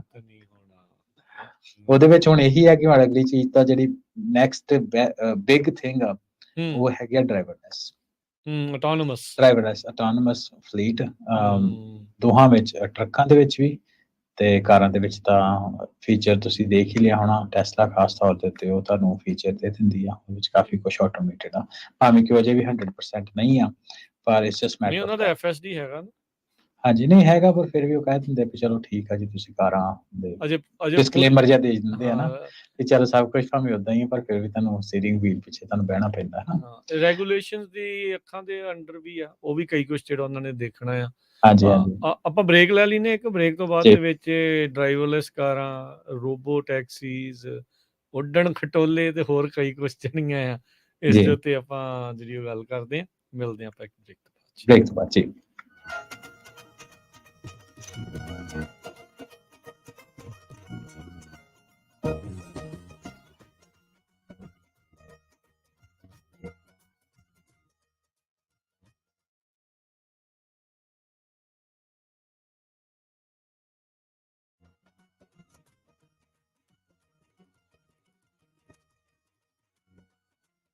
ਬ੍ਰੇਕ ਤੋਂ ਬਾਅਦ ਇੱਕ ਵਾਰੀ ਫੇਰ ਆਪ ਸਭ ਦਾ ਸਵਾਗਤ ਹੈ। ਪੰਜਾਬੀ ਰੇਡੀਓ USA ਦੇ ਉੱਤੇ ਜੁੜੇ ਹੋਏ ਹੋ। ਮੈਂ ਹਾਂ ਰਾਜਕਨਵੀਰ ਸਿੰਘ। ਪੰਜਾਬੀ ਟੈਕ ਟਾਕ ਦੇ ਵਿੱਚ ਮੇਰੇ ਨਾਲ ਇਸ ਟਾਈਮ ਜੁੜ ਚੁੱਕੇ ਨੇ ਹਰਵਿੰਦਰ ਸਿੰਘ ਕੰਗ। ਇੱਕ ਵਾਰੀ ਫੇਰ ਸਵਾਗਤ ਹੈ ਜੀ ਆਇਆਂ ਨੂੰ ਹਰਵਿੰਦਰ। ਸਤਿ ਸ਼੍ਰੀ ਅਕਾਲ। ਸਤਿ ਸ਼੍ਰੀ ਅਕਾਲ ਰਾਜਕਨਵੀਰ ਸਿੰਘ। ਬ੍ਰੇਕ ਤੋਂ ਬਾਅਦ ਇੱਕ ਵਾਰੀ ਫੇਰ ਤੋਂ ਪੰਜਾਬੀ ਰੇਡੀਓ USA ਦੇ ਸਾਰੇ ਵਿਊਅਰਸ ਤੇ ਸਰੋਤਿਆਂ ਦਾ ਨਿੱਘਾ ਜੀ ਆਇਆਂ ਨੂੰ। ਗੱਲਬਾਤ ਆਪਾਂ ਬ੍ਰੇਕ ਤੋਂ ਪਹਿਲਾਂ ਕਰ ਰਹੇ ਸੀ ਡਰਾਈਵਰਲੈਸ ਆਟੋਨਮਸ ਜਿਹੜੀਆਂ ਗੱਡੀਆਂ ਉਸ ਨੂੰ ਲੈ ਕੇ।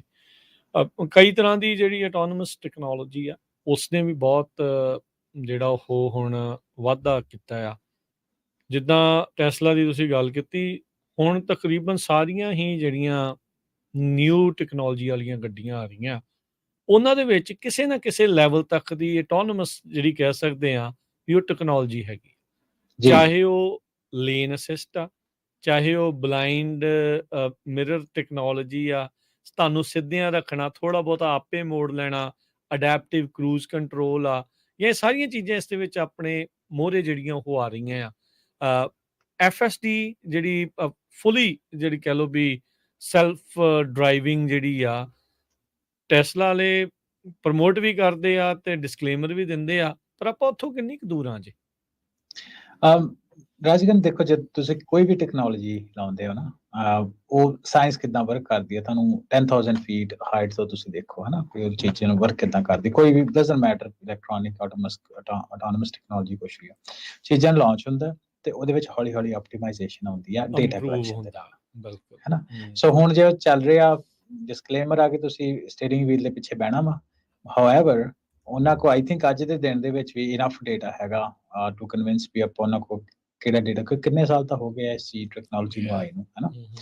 ਪਰ ਹੁਣ ਜਸਟ ਮੈਟਰ ਆਫ ਫੈਕਟ ਕਿ ਉਹਨਾਂ ਰੈਗੂਲੇਸ਼ਨ, ਜਿੱਦਾਂ ਤੁਸੀਂ ਪਹਿਲਾਂ ਗੱਲ ਕੀਤੀ ਕਿ ਉਹਨਾਂ ਨੂੰ ਕਿੰਨਾ ਡੇਟਾ ਦੇ ਨਾਲ ਖੁਸ਼ ਕਰ ਸਕਦੇ ਆ ਜਾਂ ਉਹਨਾਂ ਨੂੰ ਇੰਪਰੂਵ ਕਰ ਸਕਦੇ ਆ ਕਿ ਸਾਡੀ ਸੇਫਟੀ ਜਿਹੜੀ ਆ, ਸੇਫਟੀ ਸਟੈਂਡਰਡ ਉਹ ਉਹਨੂੰ ਪਾਸ ਕਰਦੀ ਆ। ਹੁਣ ਤਾਂ ਬਸ ਉਹਨਾਂ ਕੀ ਟਾਈਮ ਹੈਗਾ। ਜਿੰਨਾ ਕਿ ਮੇਰਾ ਟੈਕਨੋਲੋਜੀ ਨਾਲ ਵਾਹ ਵਾਸਤਾ ਇਹ ਆ ਕਿ 2-3 ਸਾਲ ਦਾ ਡੇਟਾ ਇਸ ਕੰਮ ਦੇ ਲਈ ਮੋਰ ਦੈਨ ਇਨਫ ਹੋਣਾ ਚਾਹੀਦਾ। ਆਲਮੋਸਟ ਸਾਰਾ ਡੇਟਾ ਪੁਆਇੰਟਸ ਉਹਨਾਂ ਕਵਰ ਕਰ ਲਿਆ ਹੋਇਆ। ਸੋ ਆਪਾਂ ਇਹਦਾ ਮਤਲਬ ਵੀ ਵਹੀਕਲ ਆਟੋਨੋਮੀ ਦੇ ਵੱਲ ਨੂੰ ਜਿਹੜਾ ਵੱਧ ਰਹੇ ਆ। ਇੱਕ ਇਹ ਵੀ ਇਹਨੂੰ ਆਪਾਂ ਇਸ ਐਂਗਲ ਤੋਂ ਵੀ ਹਰਵਿੰਦਰ ਜਿਹੜਾ ਉਹ ਦੇਖੀਏ, ਇਹ ਵੀ ਟੈਕਨੋਲੋਜੀ ਨਾਲ ਹੀ ਇਹਦੇ ਵਿੱਚ ਐਡ ਹੋਣੀ ਓਬਵੀਅਸਲੀ। ਪਹਿਲਾਂ ਗੱਡੀਆਂ ਘੱਟ ਸੀ, ਫਿਰ ਜ਼ਿਆਦੀਆਂ ਹੋਈਆਂ। ਜਦੋਂ ਜ਼ਿਆਦੀਆਂ ਗੱਡੀਆਂ ਚੱਲਣ ਲੱਗੀਆਂ, ਡਰਾਈਵਰ ਚਲਾਉਂਦੇ ਆ, ਗਲਤੀਆਂ ਵੀ ਹੁੰਦੀਆਂ, ਐਕਸੀਡੈਂਟ ਵੀ ਹੁੰਦੇ, ਮੌਤਾਂ ਵੀ ਹੋਈਆਂ। ਉਹਦੇ ਤੋਂ ਜਿਹੜਾ ਨੈਸ਼ਨਲ ਟਰਾਂਸਪੋਰਟੇਸ਼ਨ ਸੇਫਟੀ ਬੋਰਡ ਵੀ ਆਜ਼ਾਦ ਹੁੰਦਾ ਹੈ, ਉਹ ਬਣਦਾ ਆ, ਉਹ ਚੈੱਕ ਕਰਦਾ ਹੈ ਵੀ ਕਿਹੜੀ ਗੱਡੀ ਕਿੰਨੀ ਸੇਫ ਆ। ਅੱਜ ਆਪਾਂ ਕਿੰਨੇ ਰੀਕਾਲਸ ਦੀ ਅਕਸਰ ਖਬਰ ਆ ਉਹ ਕਰਦੇ ਰਹੀ ਨੇ, ਕਦੀ A ਗੱਡੀ ਨੂੰ, ਕਦੀ B ਗੱਡੀ ਨੂੰ, ਕਦੀ C ਗੱਡੀ ਨੂੰ ਵਾਪਸ ਜਿਹੜਾ ਆ ਉਹ ਬੁਲਾ ਲਿਆ ਜਾਂਦਾ ਆ ਵੀ ਭਾਈ ਇਹਦੇ 'ਚ ਆਹ ਨੁਕਸਾਨ ਸੀ, ਇਹਦੇ 'ਚ ਆਹ ਫਰਕ ਸੀ, ਇਹਦੇ 'ਚ ਆਹ ਆ, ਇਹਦੇ 'ਚ ਆਹ ਆ। ਸੋ ਇਹਦੇ ਵਿੱਚ ਵੀ ਆਪਾਂ ਦੇਖਦੇ ਹਾਂ ਵੀ ਕਿੱਦਾਂ ਟੈਕਨੋਲੋਜੀ ਨੇ ਆਇਆ। ਏਅਰ ਬੈਗਸ ਆਏ, ਪਹਿਲਾਂ ਸੀਟ ਬੈਲਟ ਆਈ, ਰਾਈਟ, ਸਭ ਤੋਂ ਪਹਿਲਾਂ। It feels like it's not technology, ਪਰ ਇਹ ਟੈਕਨੋਲੋਜੀ ਸੀ। ਟੈਕਨੋਲੋਜੀ ਹੈ ਵੀ ਸੀਟ ਬੈਲਟ ਕਿੱਦਾਂ ਇੱਕ ਡਰਾਈਵਰ ਨੂੰ, ਪੈਸੰਜਰ ਨੂੰ ਬਚਾਉਣਾ ਜੇ ਕਿਤੇ ਹਾਦਸਾ ਹੁੰਦਾ ਆ। ਸੋ ਜੇ ਆਪਾਂ ਥੋੜਾ ਜਿਹਾ ਇਸ ਦੇ ਵੱਲ ਨੂੰ, ਇਸ ਐਂਗਲ ਤੋਂ ਵੀ ਦੇਖੀਏ ਵੀ ਕਿੱਦਾਂ ਇਹਨੇ ਸੇਫਟੀ ਫੀਚਰਸ ਜਿਹੜੇ ਉਹ ਐਡ ਆਏ ਟੈਕਨੋਲੋਜੀ ਨਾਲ। ਹਾਂਜੀ, ਸੇਫਟੀ ਜਿੱਦਾਂ ਪਹਿਲਾਂ ਗੱਲ ਕੀਤੀ ਨਾ ਕਿ ਸੇਫਟੀ ਦੇ ਫੀਚਰ ਵੀ ਡੇਟਾ ਬੇਸਡ ਹੀ ਆ, ਹਨਾ। ਸਭ ਤੋਂ ਪਹਿਲਾਂ ਤੇ ਪ੍ਰੋਬਲਮ ਸੋਲਵ ਕਰਨੀ ਸੀ ਇੱਕ ਜਗ੍ਹਾ ਦੂਸਰੀ ਜਗ੍ਹਾ ਜਾਂਦੇ ਆ। ਜਦੋਂ ਕਾਰਾਂ ਆਜ਼ਾਦ ਹੁੰਦੀਆਂ ਤਾਂ ਫਿਰ ਉਹ ਦੇਖਦੇ ਯਾਰ ਉਹ ਕਾਰਾਂ ਦਾ ਤਾਂ ਐਕਸੀਡੈਂਟ ਹੋ ਗਿਆ ਤਾਂ ਫਿਰ ਹੈ ਨਾ, ਬੰਦੇ ਜਿਹੜੇ ਬਾਹਰ ਡਿੱਗ ਪੈਂਦੇ ਕਾਰਾਂ 'ਚ, ਉਹਨੂੰ ਕਿੱਦਾਂ ਦੇਖਿਆ ਜਾਏ। ਸੋ ਡੇਟਾ ਕਲੈਕਸ਼ਨ, ਫੀਡਬੈਕ, ਉਹਦੇ ਵਿੱਚ ਸੀਟ ਬੈਲਟਾਂ ਹੁੰਦੀਆਂ। ਕਹਿੰਦੇ ਨਹੀਂ ਯਾਰ, ਸੀਟ ਬੈਲਟ ਕਰਕੇ ਵੀ ਤੋਂ ਵੀ ਆਪਾਂ ਕਿੱਦਾਂ ਬੈਟਰ ਕਰ ਸਕਦੇ ਹਾਂ। ਫਿਰ ਉਹਦੇ ਵਿੱਚ ਏਅਰ ਬੈਗ ਦੀ ਟੈਕਨੋਲੋਜੀ ਆਜ਼ਾਦ ਹੁੰਦੀ ਹੈ ਨਾ, ਉਹਦਾ ਵੀ ਪੇਟੈਂਟ ਐਗਜ਼ਿਸਟ ਕਰਦੇ ਆ। ਬੜਾ ਚਿਰ ਤੱਕ ਪੇਟੈਂਟ ਰਿਹਾ ਸੀਟ ਬੈਗਸ ਦਾ ਵੀ ਕੰਮ। ਤੇ ਉਸ ਤੋਂ ਬਾਅਦ ਸਪੀਡ, ਉਸ ਤੋਂ ਬਾਅਦ ਜਿਹੜੇ ਤੁਸੀਂ ਲੇਨ ਅਸਿਸਟ ਦੀ ਗੱਲ ਕੀਤੀ, ਅਡੈਪਟਿਵ ਕਰੂਜ਼ ਕੰਟਰੋਲ ਦੀ ਗੱਲ ਕੀਤੀ, ਇਹ ਸਾਰੀ ਡੇਟਾ ਬੇਸਡ ਆ। ਤੁਸੀਂ ਅੱਗੇ ਗੱਲ ਕੀਤੀ ਨਾ ਕਿ ਪੁਰਾਣਾ ਸਭ ਕੁਝ ਮਕੈਨੀਕਲ ਹੁੰਦਾ ਸੀ। ਜੀ। ਤੇ ਉਸ ਤੋਂ ਬਾਅਦ ਜਦੋਂ ਕੰਪਿਊਟਰ ਆਉਂਦਾ, ਕੰਪਿਊਟਰ ਦਾ ਜਿਹੜਾ ਸਭ ਤੋਂ ਵੱਡਾ ਫਾਇਦਾ ਨਾ, ਇੱਕ ਹਿਸਾਬ ਨਾਲ ਇਹਨੂੰ ਪੁਰਾਣੇ ਸਮੇਂ ਦੀ ਜਾਂ ਇਨ ਫਾਰਮ ਆਫ ਆਰਟੀਫਿਸ਼ੀਅਲ ਇੰਟੈਲੀਜੈਂਸ ਹੀ ਕਹਿ ਸਕਦੇ ਕਿ ਕੰਪਿਊਟਰ ਡਿਸੀਜਨ ਬਣਾਉਂਦਾ ਤੁਹਾਡੇ ਲਈ ਆ। ਜਿਹੜਾ ਅਡੈਪਟਿਵ ਕਰੂਜ਼ ਕੰਟਰੋਲ ਆ, ਬੇਸਿਕਲੀ ਸੈਂਸਰ ਇਹਨੂੰ ਡੇਟਾ ਦੇ ਰਹੇ ਆ ਤੇ ਸੈਂਸਰ ਦੇ ਡੇਟਾ ਨੂੰ ਲਗਾਤਾਰ ਕੰਪਿਊਟਰ ਮੋਨੀਟਰ ਕਰ ਰਿਹਾ ਵਾ ਤੇ ਉਹ ਮੋਨੀਟਰਿੰਗ ਦੇ ਬੇਸ ਤੇ ਡਿਸੀਜਨ ਬਣਾ ਰਿਹਾ। ਤੇ ਲੇਨ ਚੇਂਜ ਹੋ ਰਹੀ ਆ 40 ਮੀਲ ਤੋਂ ਉੱਪਰ, ਤੇ ਉਹ ਕੰਪਿਊਟਰ ਕਹਿੰਦਾ ਨਾ ਜੀ ਇਹ ਕੁਝ ਗਲਤ ਆ, ਸਿਗਨਲ ਤਾਂ ਲੱਗਾ ਨਹੀਂ ਆ ਤੇ ਲੇਨ ਚੇਂਜ ਹੋ ਰਹੀ, ਸ਼ਾਇਦ ਡਰਾਈਵਰ ਨੂੰ ਨੀਂਦ ਆ ਗਈ। ਉਹ ਇਸ ਤਰ੍ਹਾਂ ਕਰਕੇ ਫੀਡਬੈਕ ਦੇ ਦਿੰਦਾ, ਜਿਹਦੇ ਕਰਕੇ ਜਾਂ ਉਹ ਤੁਹਾਨੂੰ ਦੁਬਾਰਾ ਉਸੇ ਲੇਨ 'ਚ ਰੱਖ ਲੈਂਦਾ ਤੇ ਜਾਂ ਤੁਹਾਨੂੰ ਅਲਰਟ ਕਰ ਦਿੰਦਾ, ਜਿੱਦਾਂ ਦਾ ਵੀ ਸਿਸਟਮ ਹੈ ਨਾ।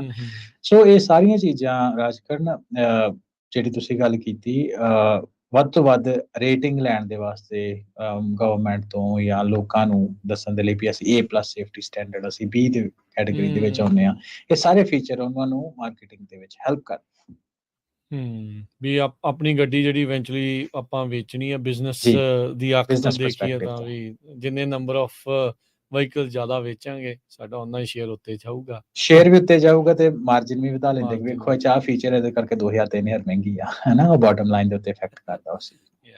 ਸੋ ਇਸੇ ਡਰਾਈਵਰਲੈਸ ਵਾਲੀਆਂ ਗੱਡੀਆਂ ਵੱਲ ਨੂੰ, ਆਟੋਨੋਮਸ ਗੱਡੀਆਂ ਵੱਲ ਨੂੰ ਜੇ ਉਹ ਆਪਾਂ ਵਧੀਏ, ਕੀ ਹੁਣ ਜਿੱਦਾਂ ਹੁਣ AI ਬੜੀ ਤੇਜ਼ੀ ਦੇ ਨਾਲ ਵੱਧ ਰਹੀ ਆ, ਡਾਟਾ ਦੀ ਤੁਸੀਂ ਗੱਲ ਕੀਤੀ ਆ, ਹੁਣ AI ਬਹੁਤ ਜ਼ਿਆਦਾ ਡਾਟਾ ਇਕੱਠਾ ਹੋ ਰਿਹਾ ਹੈ, ਉਹ ਕਰ ਰਹੀ ਆ।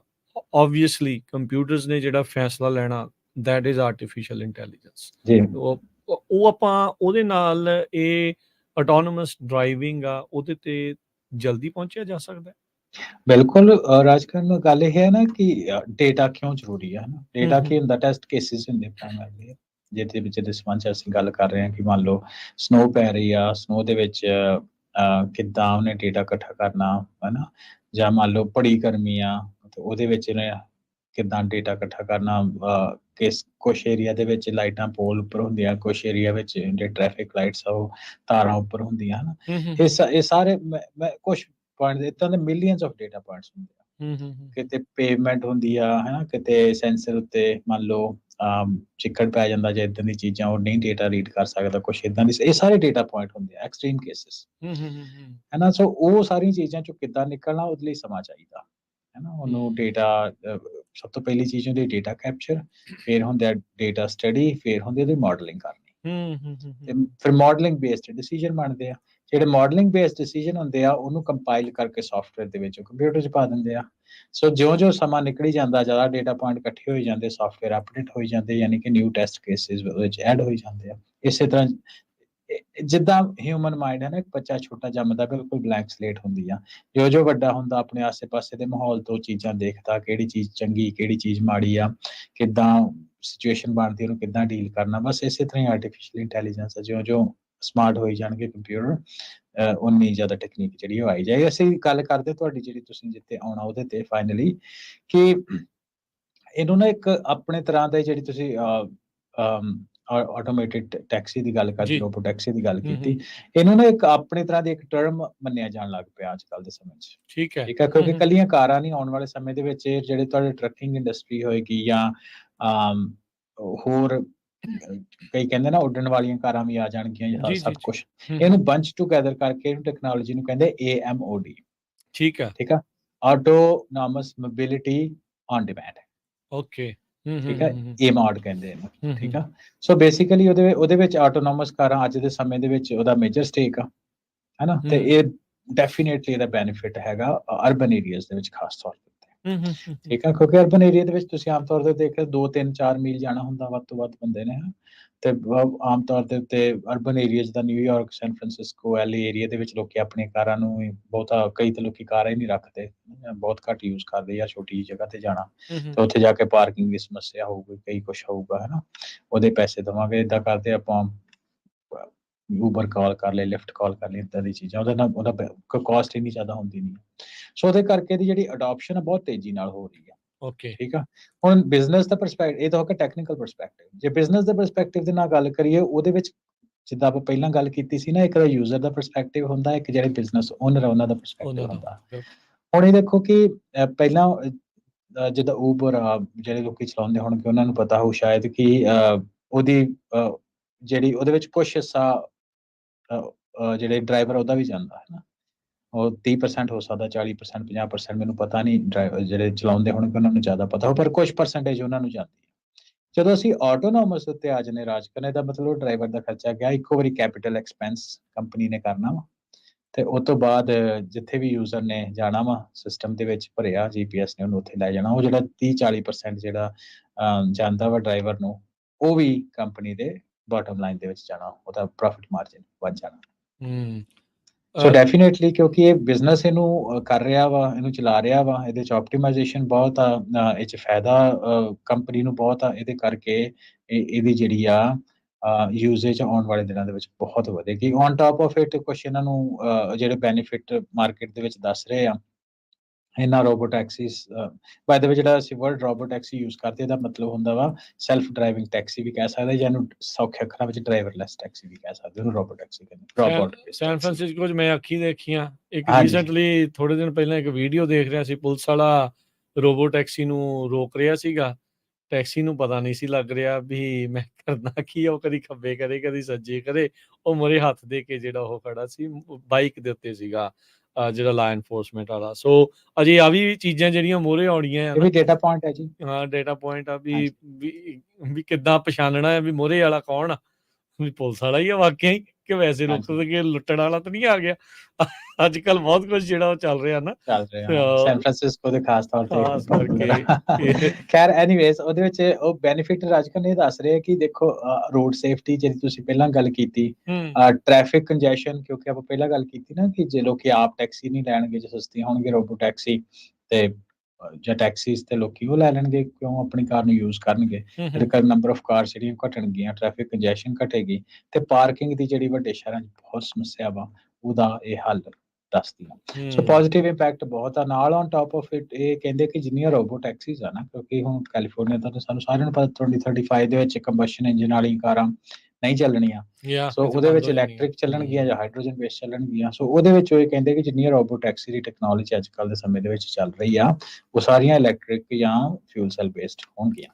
ਤਾਂ ਹੀ ਲਿਫਟ ਉਬਰ ਵਾਲੇ ਇਹ ਕਾਫੀ ਇਨਵੈਸਟ ਕਰ ਰਹੇ ਆ ਇਸ ਪੂਰੇ ਇਹਦੇ ਵਿੱਚ। ਇਦਾਂ ਦੀ ਜਿਹੜੀ ਟੈਕਨੋਲੋਜੀ ਵਾਲੀਆਂ ਗੱਡੀਆਂ ਆ ਉਹਦੇ ਵਿੱਚ ਬਹੁਤ ਜ਼ਿਆਦਾ ਇਨਵੈਸਟਮੈਂਟ ਕਰ ਰਹੇ। ਇਹੀ ਨਹੀਂ, ਆਪਾਂ ਜੇ ਟਰੱਕਿੰਗ ਖੇਤਰ ਤੋਂ ਵੀ ਜੇ ਗੱਲ ਕਰੀਏ ਉਹਦੇ ਵਿੱਚ ਵੀ ਵੱਡੇ ਪੱਧਰ ਦੇ ਉੱਤੇ ਇਹ ਜਿਹੜੀ ਟੈਕਨੋਲੋਜੀ ਆ ਉਹ ਆ ਰਹੀ ਹੈਗੀ ਆ। ਟ੍ਰੈਂਡ ਬਹੁਤ ਨੇ ਜਿਹੜੇ ਇਸ ਦੇ ਵਿੱਚ ਚੱਲ ਰਹੇ। ਇੱਕ ਨੈਟਵਰਕ ਇਫੈਕਟ ਜਿਹੜਾ ਉਹ ਕਰਕੇ ਆ, ਇਹ ਮੋਸਟਲੀ ਸਪਲਾਈ ਚੇਨ ਟਰਾਂਸਪੋਰਟੇਸ਼ਨ ਦੇ ਉੱਤੇ ਦੇਖਿਆ ਜਾਂਦਾ ਆ। ਜਿੱਦਾਂ ਫੌਜੀਆਂ ਦੇ ਟਰੱਕ ਨਹੀਂ ਜਾਂਦੇ ਇਕੱਠੇ ਇੱਕ ਦੇ ਪਿੱਛੇ, ਜੇ ਉਹਨੇ ਕਿਸੇ ਨੇ ਮਾੜਾ ਜਿਹਾ ਖੱਬੇ ਨੂੰ ਕੀਤਾ ਸਾਰਿਆਂ ਨੇ ਹੀ ਮਾੜਾ ਜਿਹਾ ਖੱਬੇ ਨੂੰ ਕਰਕੇ ਲੰਘਣਾ। ਸੋ ਉਹਦੇ ਵਿੱਚ ਏਅਰ ਕੋਐਫੀਸ਼ੀਐਂਟ, ਡਰੈਗ, ਉਹ ਸਾਰੀਆਂ ਚੀਜ਼ਾਂ ਨੂੰ ਦੇਖਦੇ ਹੋਏ ਇਹ ਚੇਂਜਸ ਜਿਹੜੀਆਂ ਉਹ ਆ ਰਹੀਆਂ ਆ। ਉੱਤੇ ਬਹੁਤ ਤੇਜ਼ੀ ਦੇ ਨਾਲ ਕੰਮ ਚੱਲ ਰਿਹਾ। ਜਿਹੜੇ ਡਿਪਾਰਟਮੈਂਟ ਆਫ ਮੋਟਰ ਵਹੀਕਲ ਆ ਉਹਨੇ ਬਹੁਤ ਸਾਰੇ ਸ਼ਹਿਰਾਂ ਦੇ ਵਿੱਚ ਆਗਿਆ ਦਿੱਤੀ ਹੋਈ ਆ ਆਟੋਨੋਮਸ ਟੈਕਨੋਲੋਜੀ ਵਾਲੀਆਂ, ਚਾਹੇ ਉਹ ਕਾਰਸ ਆ ਚਾਹੇ ਉਹ ਟਰੱਕਸ ਆ, ਉਹਨਾਂ ਦੀ ਟੈਸਟਿੰਗ ਚੱਲ ਰਹੀ ਆ। ਕਹਿ ਸਕਦੇ ਵੀ ਜੰਗੀ ਪੱਧਰ ਦੇ ਉੱਤੇ ਚੱਲ ਰਹੀ ਆ। ਹਾਂ, ਕਿੰਨੇ ਕੁ ਪੱਧਰ ਦੇ ਉੱਤੇ ਓਵਰਆਲ ਲਾਗੂ ਹੋਣੀ ਆ, 100% ਹੋਣੀ ਆ, 50% ਹੋਣੀ ਆ, 20% ਹੋਣੀ ਆ, ਕਿੰਨੀ ਹੋਣੀ ਆ, ਇਹ ਤਾਂ ਵਕਤ ਦੇ ਨਾਲ ਜਿਹੜੀਆਂ ਚੀਜ਼ਾਂ ਇਹ ਆંકੜੇ ਜਿਹੜੇ ਚੇਂਜ ਹੁੰਦੇ ਰਹਿਣੇ ਆ। ਬਟ ਇਹ ਆ ਵੀ ਚੱਲ ਜਿਹੜਾ ਉਹ ਵੱਡੇ ਪੱਧਰ ਦੇ ਉੱਤੇ ਰਿਹਾ ਆ। ਟਰਾਂਸਪੋਰਟੇਸ਼ਨ ਮੈਨੇਜਮੈਂਟ ਸਿਸਟਮਸ ਦੇ ਵਿੱਚ ਇਹ 'ਚ ਵੱਡੇ ਪੱਧਰ ਦੇ ਉੱਤੇ ਜਿਹੜੀ ਆ ਆਪਾਂ ਕਹਿ ਸਕਦੇ ਹਾਂ ਵੀ ਫਰਕ ਪੈ ਰਿਹਾ ਹੈ। ਹੁਣ ਆਰਟੀਫਿਸ਼ੀਅਲ ਇੰਟੈਲੀਜੈਂਸ ਦੀ ਵਰਤੋਂ ਕਰਦੇ ਹੋਏ ਇਹ ਟਰਾਂਸਪੋਰਟੇਸ਼ਨ ਮੈਨੇਜਮੈਂਟ ਸਿਸਟਮਸ ਆ ਉਹਨਾਂ ਨੂੰ ਲਰਨ ਕੀਤਾ ਜਾ ਰਿਹਾ ਆ। ਉਹਦੇ ਉੱਤੇ ਜਿਹੜਾ ਆ ਵੱਧ ਤੋਂ ਵੱਧ ਵਰਕ ਕਰ ਰਹੇ ਆ ਵੀ ਤਾਂ ਜੋ ਸਭ ਕੁਛ ਬੈਟਰ ਹੋਵੇ। ਤੇ ਜਿਹੜਾ ਸੈਕਿੰਡ ਪਰਸਪੈਕਟਿਵ ਸੀ ਨਾ, ਆਪਾਂ ਬਿਜ਼ਨਸ ਦੀ ਜਿਹੜੀ ਗੱਲ ਕੀਤੀ ਆ, ਉਹ ਬਾਟਮ ਗ੍ਰੀਨ ਲਾਈਨ ਦੇ ਉੱਤੇ ਜਿਹੜਾ ਜ਼ੋਰ ਆ ਹਰ ਇੱਕ ਕੰਪਨੀ ਦਾ ਵੀ ਸਾਨੂੰ ਮੁਨਾਫਾ ਵੱਧ ਤੋਂ ਵੱਧ ਕਿੱਦਾਂ ਹੋਵੇ। ਅਕਸਰ ਆਪਾਂ ਇਹ ਟੈਕਨੋਲੋਜੀ ਦੇ ਨਾਲ ਜੋੜ ਕੇ ਜਦੋਂ ਦੇਖਦੇ ਨਾ, ਊਬਰ ਆ ਗਈ, ਲਿਫਟ ਆ ਗਈ, ਮੈਡੈਲੀਅਨਸ ਜਿਹੜੇ ਆ ਉਹ ਕੌਡੀਆਂ ਦੇ ਭਾਅ ਹੋ ਗਏ। ਇਸੇ ਤਰੀਕੇ ਦੇ ਨਾਲ ਟਰੱਕਰਸ ਜਿਹੜੇ ਆ ਉਹ ਵਿੱਚ ਚਿੰਤਾ ਜਤਾਉਂਦੇ ਵੀ ਸਾਡੇ ਵੀ ਆਟੋਨੋਮਸ ਸਭ ਕੁਝ ਆਉਣ ਲੱਗ ਗਿਆ ਤੇ ਸਾਡੀਆਂ ਜੌਬਾਂ ਕਿੱਧਰ ਜਾਣਗੀਆਂ। ਇਹ ਤੁਸੀਂ ਕੇਸ ਸਟੱਡੀ ਬਣ ਕੇ ਰਹਿ ਜਾਣਾ। ਅਸੈਂਬਲੀ ਲਾਈਨਸ ਦੇ ਵਿੱਚ ਰੋਬੋਟਿਕਸ ਆਏ ਆ, ਰੋਬੋਟਸ ਆਏ। ਉਦੋਂ ਪਹਿਲਾਂ ਲੋਕ ਹੀ ਹੁੰਦੇ ਸੀਗੇ, ਹੌਲੀ ਹੌਲੀ ਗਾਇਬ ਹੋ ਗਏ, ਘਟਦੇ ਜਾ ਰਹੇ ਆ। ਕਈਆਂ ਤੇ ਬਿਲਕੁਲ ਵੀ ਜਿਹੜਾ ਉਹ ਨਹੀਂ ਰਹਿ ਗਏ। ਇੱਥੋਂ ਵੀ ਜਿਹੜਾ ਉਹ ਗਾਇਬ ਹੁੰਦਾ ਜਾਣਾ ਆ। ਸੋ ਆਪਾਂ ਨੂੰ ਵੀ ਤਿਆਰੀ ਰੱਖਣੀ ਪੈਣੀ ਆ ਵੀ ਭਾਈ ਅੱਗੇ ਆਪਾਂ ਕੀ ਕਰਨਾ ਆ, ਆਪਣੇ ਸਕਿੱਲਸ ਵੱਲ ਨੂੰ ਜਿਹੜਾ ਉਹ ਕਿੱਦਾਂ ਉਹਨਾਂ ਹੁਨਰ ਨੂੰ ਆਪਾਂ ਸ਼ਿੰਗਾਰਨਾ ਆ, ਵਧਾਉਣਾ ਆ। ਇਹ ਵੀ ਕਈ ਕਹਿੰਦੇ ਹੋਣੇ ਯਾਰ ਅਕਸਰ ਜਦੋਂ ਟੈਕਨੋਲੋਜੀ ਦੀ ਗੱਲ ਕਰਦੇ ਇੱਥੇ ਆ ਕੇ ਕਿਉਂ ਨਿਬੇੜ ਲੈਂਦੇ ਆ ਵੀ ਭਾਈ ਆਪਣੀਆਂ ਜੌਬਾਂ ਜਿਹੜੀਆਂ ਉਹ ਗਾਇਬ ਨਾ ਹੋ ਜਾਣ। ਪਰ ਇਵੈਂਚੁਅਲੀ ਜਿਹੜਾ ਆ ਉਹ ਹੋ ਰਿਹਾ ਹੈਗਾ। ਸੋ ਰਾਜਕਨ, ਮੈਂ ਆਪਣੇ ਸਰੋਤਿਆਂ ਨੂੰ ਯਾਦ ਕਰਾਦਾ ਕਿ ਅਸੀਂ ਇਹਦੇ ਉੱਤੇ ਇੱਕ ਡੈਡੀਕੇਟਿਡ ਸ਼ੋਅ ਕੀਤਾ ਸੀ। ਵਰਲਡ ਇਕਨੋਮਿਕ ਫੋਰਮ ਦੀ ਪੂਰੀ ਰਿਪੋਰਟ ਅਸੀਂ ਡਿਸਕਸ ਕੀਤੀ ਸੀ ਇਹਦੇ ਉੱਤੇ ਵੀ ਆਉਣ ਵਾਲੇ ਸਮੇਂ ਦੇ ਵਿੱਚ ਆਰਟੀਫਿਸ਼ੀਅਲ ਇੰਟੈਲੀਜੈਂਸ ਕਰਕੇ ਕਿਹੜੀ ਜੌਬਾਂ ਜਾਣਗੀਆਂ, ਕਿਹੜੀਆਂ ਰਹਿਣਗੀਆਂ, ਕਿੰਨੀਆਂ ਜਾਣਗੀਆਂ, ਕੀ ਇੰਪੈਕਟ ਹੋਏਗਾ। ਸੋ ਮੈਂ ਰਿਕਮੈਂਡ ਕਰਦਾ ਉਹਨਾਂ ਨੂੰ ਜ਼ਰੂਰ ਸੁਣਿਓ। ਅਸੀਂ ਆਪਣੀ ਗੱਲਬਾਤ ਦੇ ਉੱਤੇ ਵਾਪਸ ਆਉਂਦੇ। ਤੁਸੀਂ ਅੱਜ ਦੇ ਸਟੇਟਸ ਦੇ ਉੱਤੇ ਕਿਹਾ ਹੈ ਨਾ, ਰੋਬੋ ਟੈਕਸੀ ਦੀ ਇੰਪਲੀਮੈਂਟੇਸ਼ਨ ਦੇ ਲਈ ਕਿਹਾ। ਕੁਝ ਸਿਟੀਜ਼ ਉਹਨਾਂ ਨੂੰ ਸੇਫ ਜ਼ੋਨ ਵੀ ਕਿਹਾ ਜਾਂਦਾ ਉਹਨਾਂ ਦੇ ਟਰਮਸ ਦੇ ਵਿੱਚ, ਜਿਹਦੇ ਵਿੱਚ ਇਹਦਾ ਪਰਮਿਸ਼ਨ ਮਿਲੀ ਹੋਈ ਹੈ ਚਲਾਉਣ ਦੀ। ਤੇ ਸ਼ੁਰੂਆਤੀ ਤੌਰ ਤੇ ਜਿਹੜੀ ਰੋਬੋ ਟੈਕਸੀ ਸੀ ਉਹਦੀ ਕੋਈ ਕਾਸਟ ਮੰਨਦੇ ਸੀ ਅਪਰੋਕਸੀਮੇਟਲੀ $3 ਲੱਖ ਦੇ ਆਸ-ਪਾਸ ਸੀ, ਕਿਉਂਕਿ ਸਭ ਕੁਝ ਕਸਟਮ ਸੀ, ਸੈਂਸਰ ਵਗੈਰਾ। ਇਸ ਟਾਈਮ ਦੇ ਉੱਤੇ ਜਿਹੜੇ ਐਜ ਟੂ ਐਜ ਕੰਟਰੀਜ਼ ਦੀ ਗੱਲ ਕਰੀਏ ਤੇ ਕੰਪੀਟੀਸ਼ਨ ਅਮਰੀਕਾ ਤੇ ਚਾਈਨਾ ਦਾ ਇੱਕ ਦੂਜੇ ਨਾਲ ਚੱਲ ਰਿਹਾ। ਸੋ ਜਿਹੜੀ ਚਾਈਨਾ ਦੀ ਇੱਕ ਕੰਪਨੀ ਆ ਜਿਹਦਾ ਨਾਮ ਬੈਡੂ ਕਰਕੇ ਆ, ਉਹਦੇ ਵਿੱਚ 2000 ਮੈਂ ਸੌਰੀ ਡੇਟਾ ਤੁਹਾਨੂੰ ਪੜ੍ਹ ਕੇ ਦੱਸ ਰਿਹਾ ਕਿ 2021 ਦੇ ਵਿੱਚ ਜੂਨ ਦੇ ਵਿੱਚ ਉਹਨਾਂ ਜਿਹੜੀ ਰੋਬੋ ਟੈਕਸੀ ਪ੍ਰੋਡਿਊਸ ਕਰਨੀ ਸ਼ੁਰੂ ਕੀਤੀ ਤੇ ਉਹਨਾਂ ਉਹਦੇ ਚ ਕਾਸਟ ਜਿਹੜੀ ਆ ਉਹ ਘਟਾ ਕੇ 77,000 ਤੱਕ ਲੈ ਆਉਂਦੀ ਹੈ। ਤੇ ਜਿਹੜੇ ਵੈਮੋ ਕਰਕੇ ਆ ਕੰਪਨੀ ਜਿਹਦਾ ਕਿ ਸਭ ਤੋਂ ਪਹਿਲਾਂ ਲਾਇਸੈਂਸ ਵੀ ਮਿਲਿਆ ਹੋਇਆ ਸਟੇਟ ਆਫ ਐਰੀਜ਼ੋਨਾ ਨੇ ਵੈਮੋ ਨੂੰ ਲਾਇਸੈਂਸ ਦਿੱਤਾ ਰੋਬੋ ਟੈਕਸੀ ਦਾ। ਸੋ ਉਹਨਾਂ ਨੇ ਐਸਟੀਮੇਟ ਇਹ ਦਿੱਤੀ ਹੈ ਕਿ ਜਿਹੜੀ ਹਾਰਡਵੇਅਰ ਕਾਸਟ ਆ ਉਹਨੂੰ ਤੁਸੀਂ 30 ਸੈਂਟ ਪਰ ਮਾਈਲ ਦੇ ਹਿਸਾਬ ਦੇ ਨਾਲ ਤੇ ਵੀ ਸਸਟੇਨ ਕਰ ਜਾਂਦੀ ਆ, ਤੇ 30 ਸੈਂਟ ਪਰ ਮਾਈਲ ਦੇ ਹਿਸਾਬ ਦੇ ਨਾਲ ਉਹਦੀ ਹਾਰਡਵੇਅਰ ਦੀ ਕਾਸਟ ਦੇਖੀ ਜਾਏ। ਪਰ ਕੱਲੀ ਉਹਨਾਂ ਹਾਰਡਵੇਅਰ ਦੀ ਕਾਸਟ ਕੀਤੀ ਆ, technician customer support on top of it ਉਹਦੇ ਐਡ ਕਰ, ਪਰ ਤੁਸੀਂ ਇਹ ਤੇ ਹਿਸਾਬ ਲਾ ਸਕਦੇ ਹੋ ਕਿ 30 ਸੈਂਟ ਪਰ ਮਾਈਲ ਅੱਜ ਦੇ ਸਮੇਂ ਦੇ ਵਿੱਚ ਵੀ ਵਾਇਬਲ ਆ। ਸੋ ਅਸੀਂ ਉਸ ਤੋਂ ਬਾਅਦ ਚੱਲਦੇ ਹਾਂ ਕਿ ਹੁਣ ਜਿੱਦਾਂ ਤੁਸੀਂ ਗੱਲ ਅੱਗੇ ਕੀਤੀ ਕਿ ਸੇਫਟੀ ਸਟੈਂਡਰਡਸ ਦੀ ਜਿਹੜੀ ਗੱਲਬਾਤ ਆ ਉਹ ਚੱਲ ਰਹੀ ਆ, ਹਨਾ। ਤੇ ਜਿਹੜੇ ਲਾਇਸੈਂਸਿੰਗ ਆਪਾਂ ਪਹਿਲਾਂ ਗੱਲ ਕੀਤੀ ਐਰੀਜ਼ੋਨਾ, ਅਮਰੀਕਾ ਵਿੱਚ ਐਰੀਜ਼ੋਨਾ ਨੇ ਵਾਇਮੋ ਨੂੰ ਸਭ ਤੋਂ ਪਹਿਲਾਂ ਟਰਾਂਸਪੋਰਟ ਨੈਟਵਰਕ ਕੰਪਨੀ ਪਰਮਿਟ ਉਹਨਾਂ ਨੇ ਦਿੱਤਾ, ਤੇ ਫਰਵਰੀ 2018 ਦੇ ਵਿੱਚ, ਤੇ ਫਰਵਰੀ 2022 ਦੇ ਵਿੱਚ ਕੈਲੀਫੋਰਨੀਆ ਦੇ ਵਿੱਚ ਪਬਲਿਕ ਯੂਟਿਲਿਟੀ ਕਮਿਸ਼ਨ ਜਿਹੜਾ ਹੈਗਾ ਉਹਨਾਂ ਨੇ ਪਰਮਿਟ ਦਿੱਤਾ ਕਰੂਜ਼ ਤੇ ਵੈਮੋ ਦੋਵਾਂ ਨੂੰ। ਠੀਕ ਆ, ਵੀ ਤੁਸੀਂ ਇਹਨਾਂ ਨੂੰ ਚਲਾ ਸੇਫਟੀ ਦੇ ਪਰਸਪੈਕਟਿਵ ਨਾਲ ਤੁਸੀਂ ਇਹਨਾਂ ਨੂੰ ਲਿਮਿਟਿਡ ਤੌਰ ਦੇ ਉੱਤੇ ਚਲਾ ਸਕਦੇ ਹੋ, ਹੈਨਾ।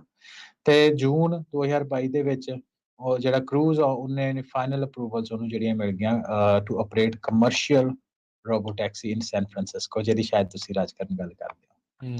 ਤੇ ਇਹਦੇ ਹਾਂਜੀ, ਤੇ ਆਪਾਂ ਉਹਦੇ ਕਾਊਂਟਰਪਾਰਟ ਦੇਖੀਏ ਚਾਈਨਾ ਦੇ ਵਿੱਚ, ਤੇ ਅਪ੍ਰੈਲ 2022 ਦੇ ਵਿੱਚ ਜਿਹੜੀ ਚਾਈਨੀਜ਼ ਕੰਪਨੀ ਆ ਬੈਡੂ ਤੇ pony.ai, AI stands for artificial intelligence, ਉਹਨਾਂ ਨੂੰ ਪਰਮਿਟ ਮਿਲ ਗਿਆ to deploy robo taxi without humans in driver seats.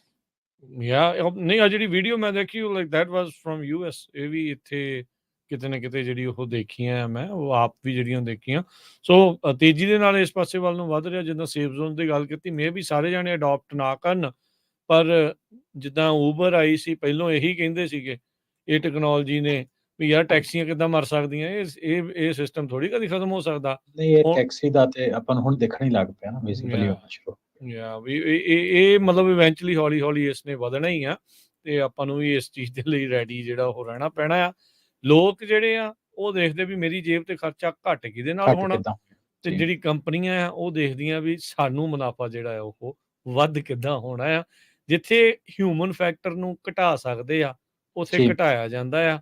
Liabilities ਉਹਨਾਂ ਦੀਆਂ ਬਹੁਤ ਜ਼ਿਆਦੀਆਂ ਉਸ ਦੇ ਵਿੱਚ ਆਟੋਮੈਟਿਕਲੀ ਜਿਹੜੀਆਂ ਉਹ ਘਟ ਜਾਂਦੀਆਂ।